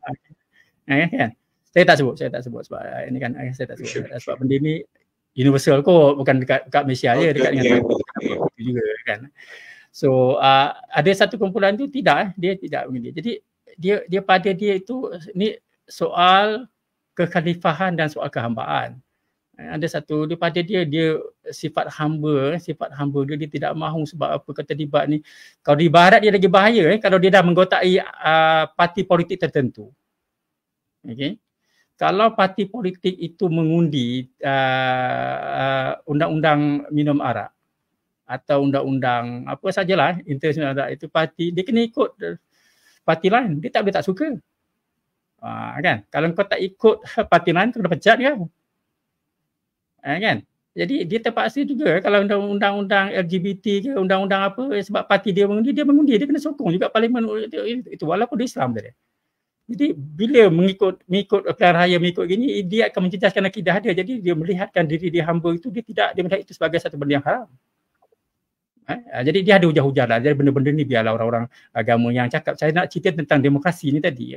So demokrasi itu dilihat oleh mereka yang ada kekhalifahan dengan kehambaan ni benda-benda yang lain. Kalau kita kata garis rentang tu, tentulah ada yang condong ke kiri, ada condong yang ke kanan, ada di tengah-tengah, ada mengambil pilihan gitu kan. Okey, so itu demokrasi dalam bab 5 lah saya bincang ni. Dalam bab 5. Okey. Dalam bab 6, tuan ada soalan tu tuan? Sekarang berapa jam tuan? Soalan. Okey. Doktor nak soalan dulu? Tak apa, sekarang berapa jam dulu? Kau apa? Macam mana? Jam. Sorry? Waktu sekarang berapa waktu sekarang? Saya tengok saya punya jam. Sekarang 9 minit. Okey, boleh. Okey. Tuan bagi soalan lah. Okey, soalan kita ambil daripada Sepengintik Glorious. Sebab dia tanya dari tadi, saya baca dia mengajuk. Kita nak tanya dah lepas ni. Jadi saya baca dulu soalan dia. Sepengintik Glorious. Menurut prinsip asal demokrasi mesti menghormati semua hak termasuk ekspresi. Tapi kenapa bila demokrasi memenangkan kelompok fasis, komunis atau parti yang cenderung authoritarian, mereka kata demokrasi mati. Sedangkan rakyat yang berekspresi nak kelompok itu menang. Contohnya naik Jacobin, rejim komunis, fasis, parti sayap kanan di Eropah dan Trump di Amerika. Diktator di negara Arab dan menangnya Prabowo dan anak Marcos semua berlaku atas kemahuan majoriti rakyat. Dan saya cuba nak sambungkan dengan petikan daripada doktor sendiri menulis dalam muka surat 25. Beberapa pemimpin di negara-negara Afrika dan Timur Tengah yang telah dipilih secara demokrasi dan sah misalnya tidak disenangi oleh pemimpin-pemimpin barat, terutamanya Amerika Syarikat dan Britain. Pada tahun 1991 misalnya pemimpin Parti Islam di Algeria, tak silap saya FIS, betul tak? Ya. Front Islamic Salvation yang dipilih rakyat tidak disokong oleh kuasa-kuasa besar yang menyebabkan parti berkenan tumbang.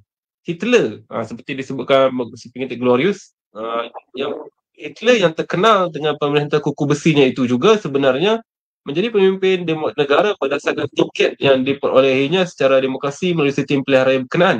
Namun tidak ramai yang menyenangi pemerintahan beliau itu. Dan begitulah sebenarnya antara masalah-masalah teori dan amalan konsep demokrasi ini. Doktor, ulasan?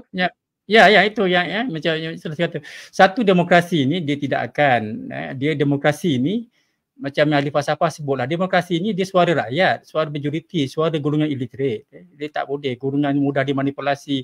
Kalau seseorang itu boleh menang sokongan kalau dia pandai bercakap, dia boleh guna argument atau dia boleh guna sentimen.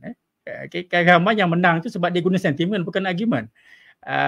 Sebab majoriti lebih seronok dengar sentimen daripada argument. Jadi siapa pandai main sentimen dia boleh menang. Hitler sangat hebat dalam berretorika ni, bersentimen gini. Orang-orang yang hebat ini dia bersentimen. Kalau suruh buat argument ni dia ada premise, ada conclusion, ada fakta rujukan. Terkia-kia kot. Jadi kalau pandai main sentimen, bolehlah orang sokong. Ini nak jual barang, salesman ni kena mula-mula kena senyum, kena ada senyum ada gini. Kalau tak senyum macam mana? Dia parti politik sama macam firma, orang firma nak jual. Yang ini dia nak beli undi, dia kena macam itu. So oleh kerana demokrasi ini adalah sistem. Plato dah sebut awal lagi kan. Ini yang memilih pemerintahan itu adalah orang-orang yang kuat erotiknya, daya erosnya. Bukan orang-orang yang tinggi daya logosnya. Okey. Bukan dia ada sistem dulu tau. Orang nak buat orang-orang yang boleh mengundi ni mesti adalah orang yang ada degree contohnya dulu ada sistem pernah nak buat lah. Bukan negara kita dekat Brazil. Dia nak buat gini. Tapi orang kata tak boleh. John Bodin itu dah sebut the sovereignty of the people. Suara individu itu suara Tuhan. Whatever lah. Itu saya kata tertakluk kepada sanad kita. Sanad kita ke mana? Kalau ke situ memang gitulah kita. Benda ini bukanlah satu benda yang pelik pun. So jadi ini soal demokrasi itu walau bagaimanapun Trump itu boleh dijatuhkan melalui sistem demokrasi juga kan. Ya. Itu sesiapa yang kita sebut tadi ni dia boleh dijatuhkan melalui sistem demokrasi juga. Jadi demokrasi itu dia boleh when there is no bullet, when there is a ballot, why use bullet? Memang demokrasi ini tak boleh diharapkan. Don't load so much expectation, kata Samuel Huntington. Jangan nak expectkan masyarakat tu terlalu tinggi sangat. You create frustration, kekecewaan saja. Memang demokrasi boleh tukar kerajaan, betul. Tetapi demokrasi tidak akan dapat menyelesaikan masalah fundamental dalam kerajaan. Tak ada. Tak ada lah. Tak ada. Jadi dia tapi brand demokrasi ni semua orang dah lah saya kata kan. Gerakan Islam pun mahu brand demokrasi. Gerakan Islam pun mahu brand demokrasi. Kalau tak nak demokrasi ni itu saya kata dia. Okey, sekarang bab ni saya dah habis bab 5, sekarang bab 6. Okey, bab 6 bab 7 ni saya ada komen-komen saya sedikit ni tentang liberalisme tadi liberalisme. Kalau kita faham demokrasi ni hari ini sebenarnya demokrasi liberal. Kita tak cakap demokrasi rakyat. Demokrasi liberal ni demokrasi yang mahukan kebebasan. Kita mahu demokrasi sebab kita mahukan kebebasan, liberty. Sebab ahli falsafah liberal ni daripada mula dia kata kebebasan itu hanya boleh tercapai kalau kita berikan hak-hak individu. Itu maksud liberalism. Liberalism itu maksudnya kepercayaan bahawa manusia ini perlu diberikan kebebasan. Kebebasan dia bercampur tangan agama, kebebasan dia bercampur tangan pemerintahan. Nak bebas daripada dua itu, dan manusia itu hanya akan bebas kalau diberikan hak individu kepada dia. So individual right is the prerequisite for freedom. Itu dia punya main tenet of liberalism lah. So kemudian demokrasi kalau kita sebut ini, kalau demokrasi yang kita masyarakat kita ni masuk masyarakat ni lah orang-orang Melayu lah orang begini tu, mereka faham demokrasi ini sebagai satu tanggungjawab mengundi. Itu soal demokrasi ni, ini tanggungjawab demokrasi kita, itu pada dia kewajipan mengundi. Kewajipan mengundi saya sebut tadi itu adalah elemen people demokrasi rakyat. Tetapi kalau kita faham demokrasi itu terpulang kepada aku nak mengundi ke tidak, aku harus berikan kebebasan. orang-orang libertarianisme, dia kata, aku nak pakai helmet ke aku tak nak pakai helmet ke, kalau aku yang matikan aku kan dia. Okay. Aku nak pakai helmet ke aku tak pakai helmet ke, yang matikan aku kan. Tapi kau boleh accident. Accident aku tak pakai helmet, aku pakai helmet pun boleh accident. Accident tak kena dengan pakai helmet. Okay. Orang-orang libertarianism, dia kata aku tak suka pakai helmet ni bukan semata-mata aku nak kebebasan aku. Aku tak nak kerajaan kena bayar gaji polis, kena bayar gaji taman, gini-gini menghabiskan duit kerajaan. Semata-mata nak pastikan aku pakai helmet, nak buat apa? Itu maksud dia. Ini orang-orang yang ni lah. Ataupun yang dah pergi jauh ni, ini tubuh aku, ini hak aku, terpulang kepada aku lah. Ini orang-orang libertarianisme lah. Orang libertarianisme dia dah bercakap dari segi itulah. Okey, so balik semula sini, saya sebut ni liberalisme bukan libertarianisme. Libertarianisme ni yang ekstrim tadi. Saya kata kalau ni hak aku nak mengundi ke tak mengundi itu terpulang kepada aku. Okay, ni yang penting. Jadi sekarang kita ni orang-orang yang berpendidikan tinggi, yang duduk di bandar, orang-orang ni, bila dia memahami demokrasi ni, dia faham demokrasi liberal. Demokrasi dalam arti kata kebebasan, hak individu. Kalau ni, kalau saya kata orang kampung, bukan orang kampung tak ada pendidikan, majoriti kalau kita kat kampung tu, kalau dia kata ada cerita tu hak kebebasan aku, dia tak ada. Pada dia demokrasi tu maksud dia mengundi. Itu maksud dia. Maksud dia mengundi. Dia macam gitu. Jadi kalau yang duduk di tengah di bandar, jadi demokrasi liberal ni demokrasi yang disokong oleh satu kumpulan yang urban, yang middle class, yang ini gini. Jadi sebab tu dia punya corak pengundian dia akan jadi lain lah. Golongan yang di bandar itu dia akan sokong parti-parti yang trend dia bagaimana. Kalau golongan di kampung tu trend dia macam mana. Jadi kita boleh tahu sebab yang di kampung-kampung tu dia lebih memahami. Kampung dalam arti kata, bukan saya nak merendahkan orang kampung, kampung dalam arti kata dia memahami semangat demokrasi rakyat tu kuat dalam arti kata itu tadi, mengundi. Tapi di bandar ni soal ni kan, soal universalisme, soal hak asasi, soal apa, soal dia lain. Bandar bukan berarti kata bandar ini, bandar dari pendidikan dan urban life. Jadi orang-orang yang urban ni, dia memahami demokrasi dalam kata demokrasi liberal. Kebebasan individu gini. Itu maksudnya. Kalau di Malaysia ni, kita kena faham, kita sebut demokrasi ni people demokrasi ke atau liberal demokrasi? Kan? People demokrasi atau liberal demokrasi. Dia ada dua benda. Kalau people demokrasi tu dia mula dari Plato dululah. Tapi kalau liberal demokrasi tu dia yang sejak liberalism sekarang ni.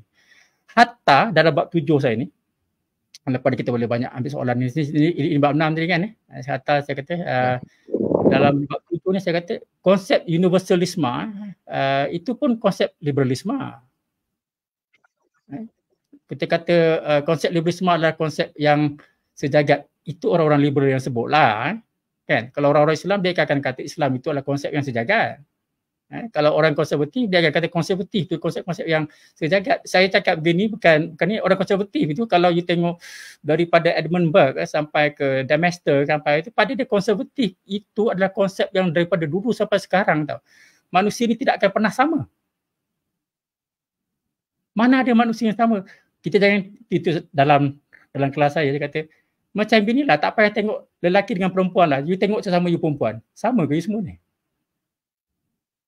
Tetapi kita dah ditanam dalam otak kita, manusia adalah sama, manusia sama ni. Jadi kita dah cari satu dogma, satu kepercayaan kita.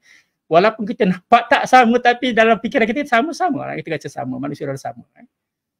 Saya sebab katalah kalau persamaan itu ciri-ciri keadilan, manusia ni tak pernah ada. Sebab zaman Nabi dulu pun ada sistem maula itu. Maula ni maksudnya ada orang yang diterima sebagai hamba gitu kan. Itu maknanya kita nak, itu zaman Aristotle pun dia ada kan, hambanya ada gini, itu soal keadilan dah dibincang pada zaman itu. Jadi menggunakan persamaan sebagai indikator keadilan tu saya rasa ketinggalan zaman lah. Dari segi falsafah lah maksudnya ketinggalan zaman benda ni kan. Tapi dari segi perbahasan marah ini orang awam tu benda-benda yang boleh dipanjangkan. Okay, nah ni dalam bab 7 ni saya kata gini, doktor ni ada orang tanya, doktor, bukankah Islam itu mengakui manusia ni adalah sama? Okey doktor. Okey, ini berapa? Saya kata sama dalam alam metafizik. Kewarganegaraan kita dalam alam fizik ni tidak sama, dalam alam metafizik memang sama. Ini tak tahu ada orang guna istilah ni. Kewargaan di alam metafizik. Semua manusia dah sama. Manusia, saya cakap ni dalam kelas saya dia ramaikan Islam bukan Islam apa sebenarnya. Manusia ini semuanya sama di sisi Tuhan. Hari ni kalau sesiapa dalam keadaan ini bertaubat, mintakan ampunan Tuhan, dia dapat tiket untuk masuk syurga. Tak kira lah kau apa. Itulah sama di sisi Tuhan. Itu yang dimaksudkan sama dalam alam metafizik. Tetapi bila dah di dalam atas muka bumi ini, masing-masing ada fungsi. Ada fungsi dia, ada ujian untuk diri dia. Bila ada fungsi, ada ujian, masing-masing fungsi berbeza lah. Kalau dah isteri, fungsinya begini. Kalau suami, fungsinya begitu. Kalau anak begini. Kalau gini. Fungsinya berbeza sebab apa? Kalau manusia semuanya sama fungsi, kalau semua orang kerja jadi driver, siapa pula nak jadi ni? Itu contohlah, ni contohnya macam kelakar lah doktor kan. Contoh kelakar. Tapi hakikat manusia tidak sama, itulah sebab itu dia boleh hidup dalam satu tamadun. Okey, itu bab 7 lah. Okey, itu saya cerita bab 7. Kemudian yang bab yang terakhir itu bab epilog itu saya kata okey, bila kita sebut demokrasi ni, dia berbeza-beza ni maknanya. Apa maksudnya demokrasi gini-gini? Dalam satu sesi yang saya baru hadir saya tulis ni dekat dalam bab epilog ni, saya hadir dalam baru 2 bulan lepas sebab buku ditulis epilog ni. Saya masuk tu, saya attend satu anjuran tu. Siapa yang nama tulis buku saya terjemahkan Manusia Sebagai Khalifah tu? Andrew Marsh, astagfirullah, Andrew Marsh Okay, saya itu sempat jumpa dia. Salam saya, dia plan itu nak datang rumah saya ni. Andrew Marsh kan. Ni tengok banyak sangat aktiviti, tak apalah saya ni. Sebab saya memang kenal ni lah. Sebab saya alhamdulillah ramai ahli falsafah di barat tu saya ada kontak. Jadi ilmu saya cepat sikit lah. Bila dia bincang itu saya dapat on the spot. Jadi banyak benda-benda yang saya sebut kat sini sebenarnya banyak benda-benda baru ni saya rasa. Wallahualam, mungkin tidak. Okey, so saya kata masa itu yang menjadi keynote address tu Tan Sri Saimi Alba. Saimi Alba dengan Andrew Marsh kata Rashid Ghannouchi, buku dia tulis tentang Rashid Ghannouchi lah. Yang kita baca epilog ni ada ni satu ni. Paragraf pertama ni pasal benda saya cakap sekarang ni. Andrew Marsh kata tentang demokrasi penting gini. Rashid Ghannouchi sebut tentang gini kan. Kata Saimi Alba, Tan Sri sebut ni kan. Ini kalau nak berpolitik dia tak boleh idealistik begitu, masuk penjara dia ni. Kalau idealistik ni masuk penjara lah ni. Dia kena pragmatik nak jadi ahli politik ni sebab Tan Sri dia tahu konteks debate falsafah. Bukan saya kata Andrew Marsh tak tahu kan. Masing-masing bercakap dalam frame of reference yang berbeza. Tan Sri kata yang demokrasi ni kan suatu benda yang dah dianggap tyranny of majority sejak Plato dulu. Ini benda yang saya cakap dalam buku ni lah. Jadi kalau kita nak dengar suara majority sebagai suatu cara tatanan kehidupan kita ini, kita akan ada satu sistem yang bukan Tan Sri ni saya, sistem yang boleh menukar kerajaan tapi tak boleh menukar masalah kerajaan. Okey, saya berhenti kat situ. Kita buka pada sesi dialog lah. Okey tuan, silakan tuan. Demokrasi boleh menukar kerajaan tapi tidak boleh menukar masalah kerajaan. Itu satu benda yang menarik. Dalam banyak yang doktor cakap ni, buat teman-teman, mungkin benda ni boleh ditangkap Maksud boleh menukar kerajaan tetapi belum tentu boleh menukar masalah dalam kerajaan itu. Soalan yang menarik. Okey, kita ambil sebab ada orang juga yang tanya 2 soalan. Saya cuba entertain atau layan semua boleh ada soalan lah. Pokoknya satu soalan tu saya ambil lain. Ini daripada kawan doktor juga, daripada Dr. Ahmad Faik Yaakob.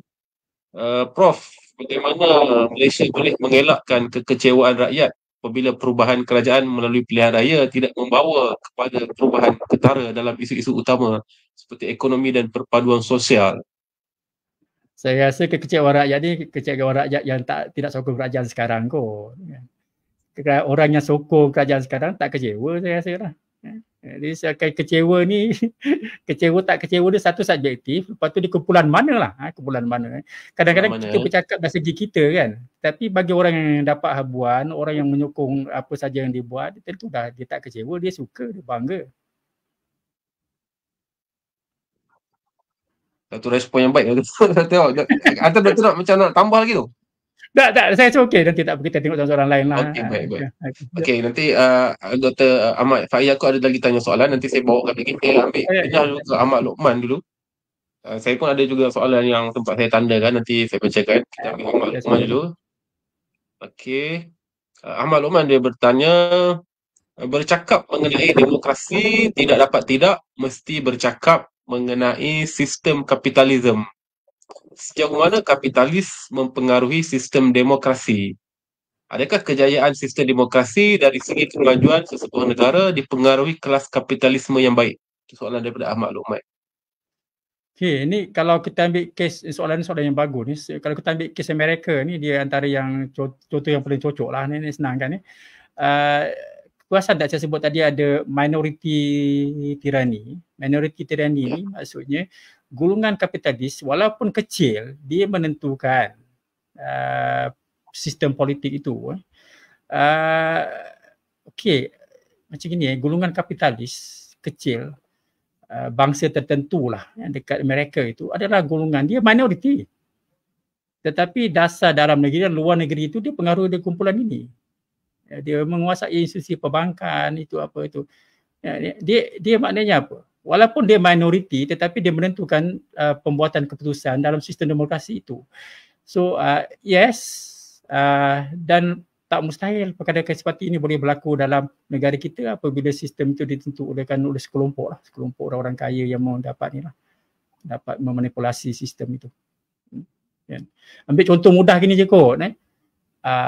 Yalah, ini bukan saya tak bersetuju dengan orang yang isap rokok ni. Okay, fine. Kalau kita ini kan, kalau kita mungkin inilah macam mana kan kita, sebab faedah kapitalis dan faedah GDP senang kita sekali tentang apa cukai daripada rokok, cukai daripada ini kan. Jadi oleh kerana mereka adalah pembayar cukai, tentulah orang yang membayar cukai itu dia mahu polisi-polisi yang dapat menguntungkan perniagaan ataupun kapitalisme dia. Silakan tuan. Agak mencabar sebab mungkin sedikit tambahan bila KJ GEG tu, Generation Endgame tu, benda tu bila dia dah keluar daripada kerajaan, benda tu sedang dicabar balik untuk ditarik lah Generation Endgame tu. Jadi lobi kapitalis ni memainkan peranan juga. Jadi doktor ada sebut, kali kita soalan Ahmad Lokman berkaitan kapitalis, saya nak pergi ke Marxis doktor.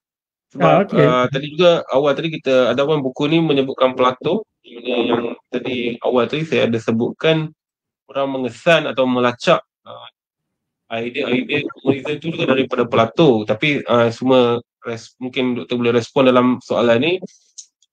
Saya ambil petikan daripada buku doktor dulu, malah gagasan-gagasan Karl Marx daripada muka surat 18 juga digunakan bagi mengabsahkan konsep demokrasi, di mana berdasarkan falsafah Marxism, kerajaan yang sah adalah kerajaan demokrasi yang menghapuskan eksploitasi. Okey, memang kalau secara murni teoretikalnya Marx tu berhajat kepada demokrasi, tapi demokrasinya adalah demokrasi kelas pekerja, iaitu dalam bahasa dia orang bukanlah demokrasi, tetapi dictatorship of proletariat. Tapi itulah yang mereka maksudkan sebagai hak mereka. Soalan sebab kalau ikut banyak rejim komunis ni namanya selalunya mesti ada pangkalnya demokrasi, atau saya tak ingat kemarin Korea pun ada, ataupun di negara-negara berhaluan yang ke Jerman ada juga nama demokrasi tu. Ataupun nama parti. Brand kan. Demokrasi Islam brand. Okey, soalan saya doktor, mengapa Marxism yang seperti dalam teorinya dia adalah pun mengasaskan konsep demokrasi, tetapi Marxism akhirnya cenderung kepada authoritarian? Itu soalan ni. Okey, soalan ni berlapis-lapis. Sebenarnya ada 3 soalan. Tiga soalan. Nanti okeylah saya soalan yang mudah lah. Macam gini ramai orang tadi sebut, saya kata 2 kali ni terang apa pengasas kepada komunisme itu adalah Plato kan. Okey, saya harap orang yang memunculkan soalan ni dia faham apa maksud komunisme dalam konteks ini lah. Komunisme ni kalau berada bahasa Inggeris dia each according to ability, each according to need. Okey, saya ulang each according to ability, each according to need. Okey, maksudnya bila kita dah dapat hasil dalam sebuah masyarakat, sebuah negara itu, seseorang itu akan ambil mengikut ability dia, akan menyumbang mengikut ability dia. Each according to ability bila dia menyumbang. Each according to need tu bila dia ambil. Okay. Maknanya sekarang saya adalah pensyarah, profesor di sini universiti. Saya menyumbang berdasarkan ability saya, kepakaran saya gini-gini. Tapi kalau saya nak ambil bergantung berapa saya perlu. Berapa orang anak saya ada gini-gini. Okay. Okay. Okay. Kalau walaupun saya adalah pekerja bawah tetapi anak saya 10, saya sumbang each according to ability, sumbang ikut itu. Each according to need, berapa saya kena ambil 10 juga. Kalau burger 10 burger, kalau saya ambil 4 burger, anak saya 4. Contohlah sampai di keluarga ni. Okay. Jadi perkara yang sama Plato sebut, setiap orang itu kena menyumbang mengikut ability dia. Kalau ahli falsafah dia kena menyumbang itu. Kalau orang yang Timur tentera dia menyumbang ikut itu. Orang yang Eros tukang kerja, tukang kayu dia menyumbang. Kalau dia nak mengambil, kena mengambil ikut apa saja dia perlu. Itu maksud samanya Plato dalam falsafah komunisme dengan falsafah Marxisme.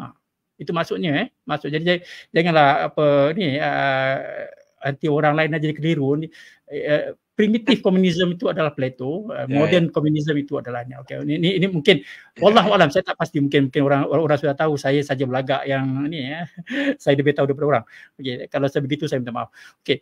So then saya inilah macam gini saya cerita panjang sini tapi saya rasa ni menariklah. Kita mungkin kata kenapa Marxis begitu. Saya cerita kapitalis lah. Kenapa kapitalis begitu? Okey. Maksudnya kenapa Marxis ini menjadi authoritarian sedangkan Karl Marx kata pengagihan kekayaan, negara-negara komunis mana ada pengagihan kekayaan contohnya. Okey. Kalau nak sini sikit, negara kapitalis ada pengagihan kekayaan. Tak apa, balik semula.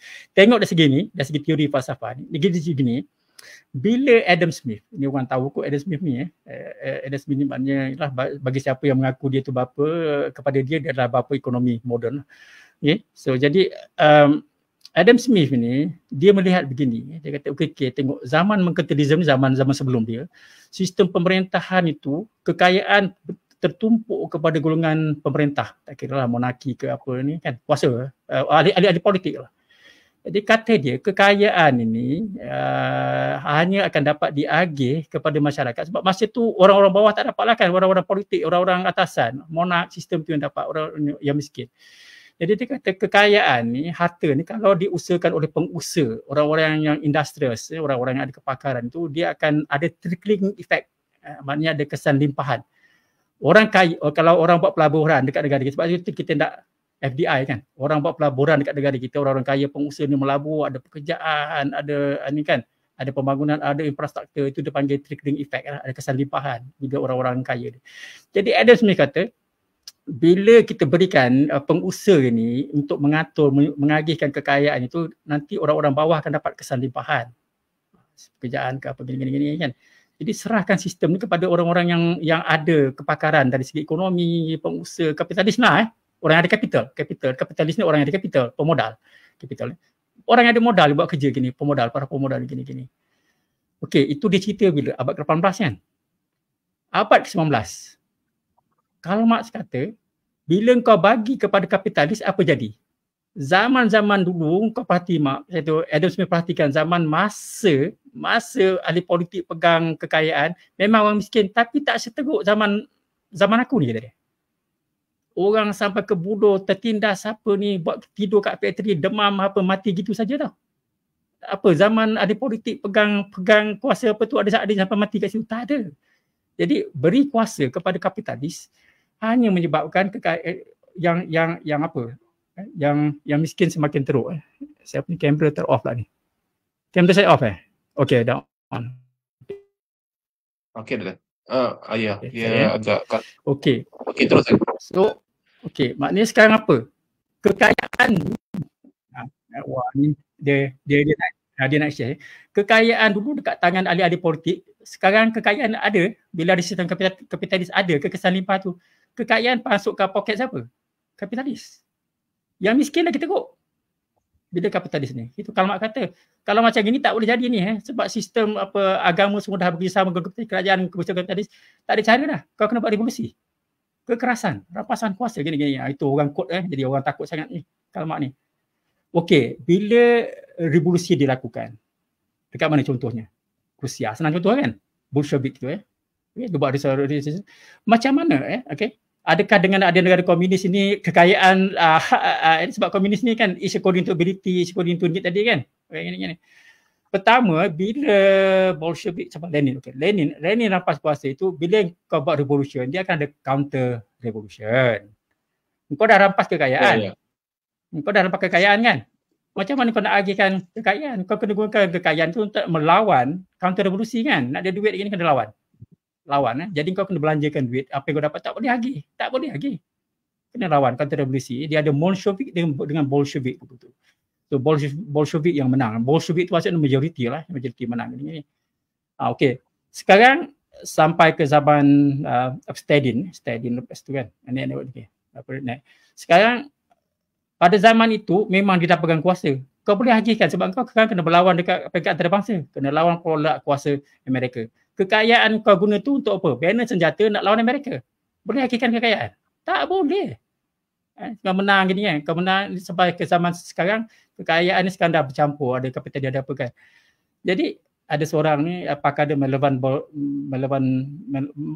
jelas. Melevan jelas ni ini ada ini dia sebut gini. Dulu kekayaan ada pada ahli politik. Adam Smith kata kita kena buat sistem ni supaya masyarakat dapat tak bagi ke golongan kapitalis. Sekarang Karl Marx kata tak boleh ni kena bagi kepada kekayaan. Sekarang kekayaan pergi kat mana? Ke birokrat. Negara-negara komunis ini, birokrat parti komunis tu kaya-kaya orangnya. Jadi kekayaan tak juga pergi ke bawah sebab mereka nak defend negara, birokrat jadi kaya. Okey. Doktor agak kaku doktor nak betulkan ke? Ya, saya punya ni dia kenapa dia supply je ya. Okey. Sekarang okey kan? Belum lagi. Tak okey lagi. Okey. Tak boleh lagi. Tapi suara jelas. Saya okey ya. Okey, itulah. Ya tak apalah kadang ni saya try my best. Okey, so sekali kan. Jadi ini soalan yang saya kata dah soalan yang tadi memang soalan dia baguslah ni banyak saya pun kena bercakap panjang lah. Cakap panjang ni. Itulah sebenarnya. Lepas tu dalam kelas saya, doktor time tu kenapa kita tak pakai sistem Islam je doktor? Habis kenapa sistem Islam yang ada sekarang ni orang kekayaannya ada kat mana saya kata? Kan? Saya kata itu kan yang kita kata Islam zaman Nabi, Islam zaman Khalifah tu tak sama dengan sistem Islam yang kita kata pada hari ni. Itu tak samalah. Yang pastinya Nabi pun tak ada, orang yang sehebat 4 khalifah tu pun tak ada. Jadi tak payah nak harapkan sangat. Macam mana yang kita belajar dalam buku teks ni akan berlaku dalam negara Islam. Saya cakap gini bukan maknanya gini bukan makna saya nak mempertikaikan sistem politik Islam itu. Saya nak mengatakan realiti. Okey. Realiti apa yang berlaku dalam sistem-sistem yang ada dalam negara ini. Tak kira lah sistem apalah, kapitalis ke komunis ke apa gini-gini ni. Sebab itu ada ahli fikir nama dia Robert Michel. Dia ada buku dia, The Elite Theory. Mana-mana masyarakat pun akan ada elit yang berkuasa. Mana-mana pun. The Elite Theory kan. Sebab tu buku dia ni saya rasa bagus kalau orang nak baca lah. Kita bercakap apa saja. Dekat tempat kita tu golongan elit yang akan berkuasa. Negara Islam yang kita sebut negara Islam. Saya rasa negara Islam ni maksud negara majoriti Islam. Jangan fahamkan pula saya kata negara yang berdasarkan hukum Islam.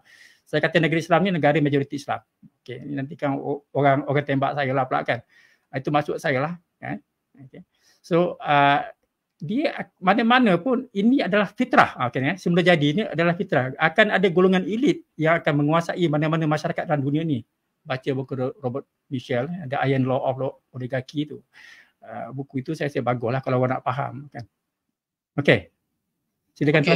Soalan Dr. Ahmad Faiz Yaakob, kalau sempat kita akan respon sebab kita dah lebih 10 minit lagi. Sebab saya nak bagi soalan tadi, soalan ini berkait dengan Ahmad Luqman tadi. Mungkin kalau doktor nak respon, kalau ada kaitan ada buku atau tulisan atau tesis daripada Ahmad Kuru dalam buku nipis dia ada 2 buku. Satu buku nipis dia sebutkan bahawa masalah negara Islam ni jadi tak maju mundur sebab tidak ada demokrasi. Ini hujah dia lah. Dalam hujah dia bagi panjang, dia kata sebab tak ada demokrasi. Ini yalah sebab dia pun mendapat suaka politik di Amerika. Jadi dia kata negara Islam ni haruslah tengoklah negara-negara maju lain. Tapi dalam buku tu juga disebutkan ada bila dia bangkitkan jugalah persoalan orang tanya China macam mana. Dalam China dia cakap China ada kekecualian dan dia kata kita pun tak tahu China ni akan maju sampai bila, katanya lah. Dalam masa yang sama ada pandangan yang agak kontra dengan apa yang dia cakap, sebab katanya macam di Singapura pun demokrasi pun tidaklah begitu rancak. Apalagi pada masa era Lee Kuan Yew, yang mana demokrasi pihak pembangkang ditekan dengan Singapura adalah negara otoritarian. Singapura lebih autokratik daripada Malaysia. Itu maknanya doktor, maknanya tesis demokrasi membawa kepada kemajuan ni adalah satu yang tidak semestinya tepat. Kalau kita kata Singapura, bahkan Malaysia pada era Mahathir pun, pada era Mahathir 22 tahun pun agak ditekan demokrasi tapi lebih maju. Jadi itu antara pandangan yang kritikal yang balas terhadap Guru tadi. Bahawa Guru kata kalau maju, negara Islam nak maju, nak tidak mundur, nak kaya, kena tiru, kena tengoklah Amerika itu. Amerika, tapi bila kita hadapkan dengan contoh macam China, seperti contoh Singapura, Mahathir pada satu era, menunjukkan dia tidak semestinya begitu. Mungkin doktor respon? Untuk lebih jujur kan, saya tak baca tesis itu, jadi saya tak boleh respon berdasarkan tesis itulah sebab ini kan, tapi secara umum kan. Okey doktor. Demokrasi otoritarian satu gini kot, kita telah dah ada biasa dengar tau kalau demokrasi itu buruk, demokrasi itu baik, otoritarian buruk kan. Ya. Kan? Kita dah dibaca gitu tau. Baru-baru ni ada orang tanya saya kan tentang liberalism dengan konservatif. Doktor, kenapa kita ni asyik disebut konservatif ni? Kenapa kita tak bangga ke jadi konservatif? Saya bangga kalau orang saya konservatif. Saya conserve adat saya conserve agama saya. Conserve maksud kita ni kan. Kenapa jadi macam tu, saya kata kan. Authoritarian ni kenapa kalau jadi masalah? Kalau dengan authoritarian itu dia dapat memastikan kestabilan negara kita. Dapat macam yang sebut tadi kan. Okey, zaman itu authoritarian bawah tone apa gini, dia bagus kemajuan itu. Cuma istilah demokrasi authoritarian ni benda lama. Sekarang orang sebut good governance and bad governance. Jadi sekarang ini kita disebut yang baik itu good governance. Soal demokrasi authoritarian ni debate tahun 50-an 60-an. Itu debate lama lah, 80-an boleh pakai lah kalau dari segi ni kan. Kita kan dah sebut tentang good governance. Singapura itu memanglah authoritarian tapi good governance. Governance tu yang menjadikan dia demokrasi, menjadikan dia maju, bukannya authoritarian demokrasi. Saya rasa dari segi, kalau saya supervisor TC dia tu, saya rasa juga dibutuhkan framework lah.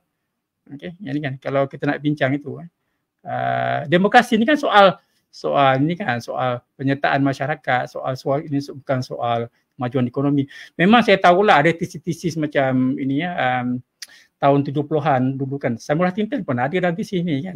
Prerequisite of economic growth is democracy. Dia memang dia punya itu. Itu tesis dia lah Dia berdasarkan dia punya data-data dia gitu, memang ada. Tapi kita dah dapat banyak indicators. Negara authoritarian pun maju. Kita ambil macam inilah demokrasi. Kalau indicators India dengan Singapura, kita dah ambil Ya. India lebih baik demokrasinya. Tapi economic growth-nya kita tak boleh lah gitu. Tak boleh lah. Saya rasa kalau sekarang ni nak sebutkan soal economic growth, kita rujuk pada good governance lah, bukannya demokrasi ataupun authoritarian. Okay. Jadi ada agak menarik tajuk malam ni. Kita ada 5 minit lagi. Kalau doktor nak respon cuma tajuk malam ni yang agak panjang sebenarnya perbahasan ni. Bila saya disebutkan Guru tadi tu, saya pun mana ada benda yang dia kita bukanlah nak mengerdelkan dia, tapi maknanya ada benda yang tidak beres lah bila dia sebutkan bahawa demokrasi mesti maju, authoritarian mesti mundur. Juga dia membandingkan pengalaman negara Islam, tapi ada kes-kes yang dia tidak tuntaskan lah. Hanya China saja dia beritahu, tapi Singapura dan Malaysia pada satu era pun dia tidak sebutkan lah. Untuk lebih adil tuan, memang kita buat tesis begitulah berdasarkan sampel kita, berdasarkan batasan kajian kita kan. Kena hormat dia punya pandangan. Silakan. Baik. Okey, apa soalannya tuan? Okey, soalan lah betul ya. Kalau mungkin pendek je lah. Kalau sebab kita ada lebih kurang 4 minit saja. Kita selesai sesi malam ni kan. Daripada kita ambil daripada ni lah ya, daripada soalan Ahmad Yaakob. Soalan ni pun agak baiklah untuk penutup malam ni. Dalam konteks sekularisme dan liberalisme, bagaimana negara-negara Islam boleh mengekalkan keagungan Tuhan dalam sistem pemerintahan mereka? Itu soalannya. Dalam konteks kita dulu pernah tak kita sebut tentang sosialisme kan, kapitalisme. Macam mana sosialisme boleh mengekalkan Islam contohnya kan. Kapitalisme boleh mengekalkan Islam. Kapitalisme boleh mengekalkan Islam kalau dia serius dengan masalah interest. Nah kan. Kalau sosialisme tu dia boleh diamalkan dalam Islam kalau dia itu mengambil kira persoalan ketuhanan soal Tuhan itu, sebab ada yang sosialis Islam itu kan. Sebab tu sekarang ni ada liberal Islam sebab dia mengambil kira soal itu soal konten tu kita soal benda lain lah. Tapi saya kalau liberal Islamik itu saya rasa lebih jelas maksudnya daripada liberal Islam begitu saja. Kita kalau liberal Islamik itu maknanya dia berhati-hati lah tentang Islamnya. Okey, kalau kita kata sekularisme ni satu istilah inilah, kita kata istilah yang banyak orang cakap tapi orang tak sepakat tentang maknanya pun. Apa maksud sekularisme itu? Kalau saya gunakan sekularisme itu lawan dia sakralisme, sekular. Sakralisme ni makna kita ni kan. Saya suka, ini saya kata dulu, orang suka buat benda kiri kanan kan, kiri kanan. Macam mana kita tukar sekarang ni, perspektif vertikal.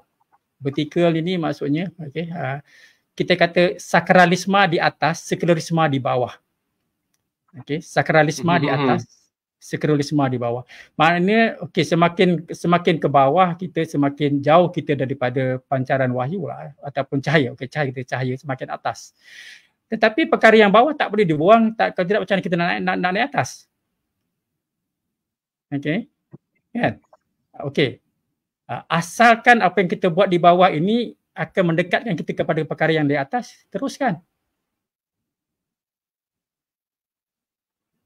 Saya bagi contoh. Macam ni. Mungkin sebagai akhiran ni, katakanlah kalau tuan baca buku Mengapakah Kita Berada Dalam Jasad ini, bahagian akhir buku itu epilog, saya ada sebut paradigma vertikal ini. Paradigma vertikal. Saya harap nanti bila saya sebut ni nanti orang boleh fikirkan jugalah kan. Saya kata begini, ilmu falsafah ini adalah satu ilmu yang penting untuk kita ini kan. Tetapi kalau kita faham ilmu wahyu itu di atas, ilmu falsafah ini di bawah pada ilmu wahyu. Sebab kalau kita cek diri kita ada checklist. Kalau dengan ilmu itu kalau ilmu kita semakin tinggi, mendekatkan kita dengan ilmu wahyu, teruskan. Semakin tinggi ilmu falsafah orang itu, kalau dia faham secara vertikal, dia akan mendekatkan diri dia pada ilmu wahyu. Kalau dia faham secara horizontal dia masalahnya. Kalau dia faham ilmu wahyu, dia akan jauh tinggalkan falsafah. Kalau dia faham falsafah, dia akan jauh tinggalkan wahyu kan. Sebab itu saya sebagai akhiran ni, Tok Guru saya selalu ingatkan saya, wahyu pertama yang turun, ni para ustaz ni boleh betulkan saya ni. Wahyu pertama yang turun ni sangat jelas. Dia ada dua iqra'. Satu iqra' wahyu, satu iqra' kalam. Ilmu kalam dulu ilmu ahli fikir. Iqra' yang pertama ni, kalau ustaz sini ada, dia boleh betulkan saya teruskan kan. Iqra' bismillahirrahmanirrahim khalaq ni adalah iqra' yang diajar terus melalui ilmu wahyu. Tinggi, kedudukan di atas. Di bawah tu iqra' allazi alama bil qalam. Ilmu yang diajar berdasarkan pen, pemikiran, itu di ilmu kedua. Kedua-dua itu datang daripada wahyu. Dalam konteks surah ini. Ini guru saya, Syekh Kadi yang beritahu saya lah. Jadi kalau kita memahami ilmu itu sebagai harakinya, memahami ilmu falsafah pada haraki bawah, ilmu agama wahyu pada haraki yang tinggi, dan kita dapat pastikan ni, kita ni kalau tinggi ke tidak ilmu wahyu, ilmu falsafah kita ni berdasarkan dekat atau tidak kita pada ilmu wahyu lah. Kalau dengan ilmu falsafah kita makin jauh daripada ilmu wahyu, harap-harap inilah, tengoklah siapa yang kita sanadkan yang begitu itulah. Itu terima kasih tuan. Baik, terima kasih doktor, penutup yang baik. Sejujurnya doktor ya, sepanjang 3 kali kita bersama ni, banyak benda yang saya dapat, saya sendiri dapat daripada doktor. Saya percaya ramai lagi kawan mendapat banyak lagi daripada doktor. Cuma kita di kubu tidaklah dapat nak, yalah, perbincangan benda ni panjang lah sebenarnya. Jadi kami di kubu hanya dapat menyediakan ruang sekitar kurang lebih sebelum 2 jam lah. Maknanya benda ni panjang lah untuk dibahaskan ya, dibincangkan. Dan setiap kali kita bersama, banyak benda baru yang kita dapat. Vertical, horizontal ni. Maknanya bukanlah semua benda harus dijadikan sebagai pertentangan. Jadi saya sangat suka ya, doktor. Terima kasih. Mungkin juga kawan-kawan yang lain yang mengadakan kelab diskusi dan sebagainya, ataupun kawan-kawan di universiti, mungkin boleh lagi memanggil doktor untuk mengupas tajuk-tajuk yang mungkin dalam ni kita tak bincang semua lah. Kita hanya ada masa format ni sekitar 2 jam saja. Jadi yang lain-lain mungkin boleh teruskan lagi. Sebab doktor pun buku banyak juga sebab kita setiap bulan kita nak catch up yang lain juga. Jadi kita hanya sempat sekitar satu buku tu lah. Ini lebih kepada mungkin perkenalan untuk orang yang tak tahu untuk tahu lagi. Dan macam saya sebutkan di awal tadi, banyak juga nama yang tidak saya kenal ni. Kufir, Kumter dan Dah ni. Jadi yang lain-lain mungkin boleh anjurkan lagi. Kesempatan kami ni hanya 1 bulan dalam sekitar 2 jam lah. Mungkin di bulan lain kita ada tajuk lain lagi. Ya, doktor ya? Ya. InsyaAllah kalau saya nak minta maaf tuan. Saya bagi saya kesempatan sebelum tuan tutup ni. Saya nak minta maaf lah, mungkin apa yang saya cakap ini apa tu kan, kadang-kadang bila kita nak share ni dia nak share bercakap ni, memang idea tu turun curah, kadang-kadang kita terlupa kan, kita ada batas dia bercakap, dan kadang-kadang yang dengar tu bukannya saja usianya lebih tua daripada kita, tapi ilmunya lebih jauh tinggi. Jadi kadang-kadang, tapi niat saya tu untuk berkongsi ilmu, di samping juga kongsi ilmu sambil kongsi rezeki lah. Ini maknanya ini ada peluang saya untuk promote buku saya juga kan. Sebab saya pun tak berapa tahun lagi nak pencen. Saya rasa saya juga akan melibatkan dalam industri buku lah. Secara jujurnya memang saya nak gunakan platform ini berkongsi ilmu perkara pertama lah kan, kepada orang awam, dan kedua itu sebagai satu saluran saya juga untuk promosi buku saya. Saya nak minta maaf sekali lagi, kadang-kadang saya bercakap ni di luar daripada batas, tetapi saya rasa sebab saya bercakap pada dalam quote-unquote bidang saya ni, bidang falsafah, dia lebih sedikit lah, lebih menarik lah daripada macam 2 sesi sebelum ni. Dia lebih ini lebih falsafah politik, dia politik tu lebih menarik. Sebelum ni saya lebih pada falsafah moral, falsafah agama, itu pakarnya lebih hebat ada di luar ini. Jadi alhamdulillah, insya-Allah dalam selepas ini kalau boleh saya nak bercakap dalam falsafah politik itu lebih tepat untuk saya. Terima kasih tuan. Terima kasih. Jadi kita kat situ, kita jumpa lagi di bulan depan. Terima kasih doktor, harap tidak serik bertemu kami. InsyaAllah kita akan banyak lagi buku doktor lain kita akan bincangkan, kita akan bawakan. Jadi sekian saja daripada kami di Kuliah Buku. Terima kasih juga kepada semua yang menonton dan sedia untuk bertanya soalan, email dan sebagainya. Kita jumpa lagi pada sesi lain. Assalamualaikum warahmatullahi wabarakatuh. Assalamualaikum warahmatullahi wabarakatuh. Terima kasih semua.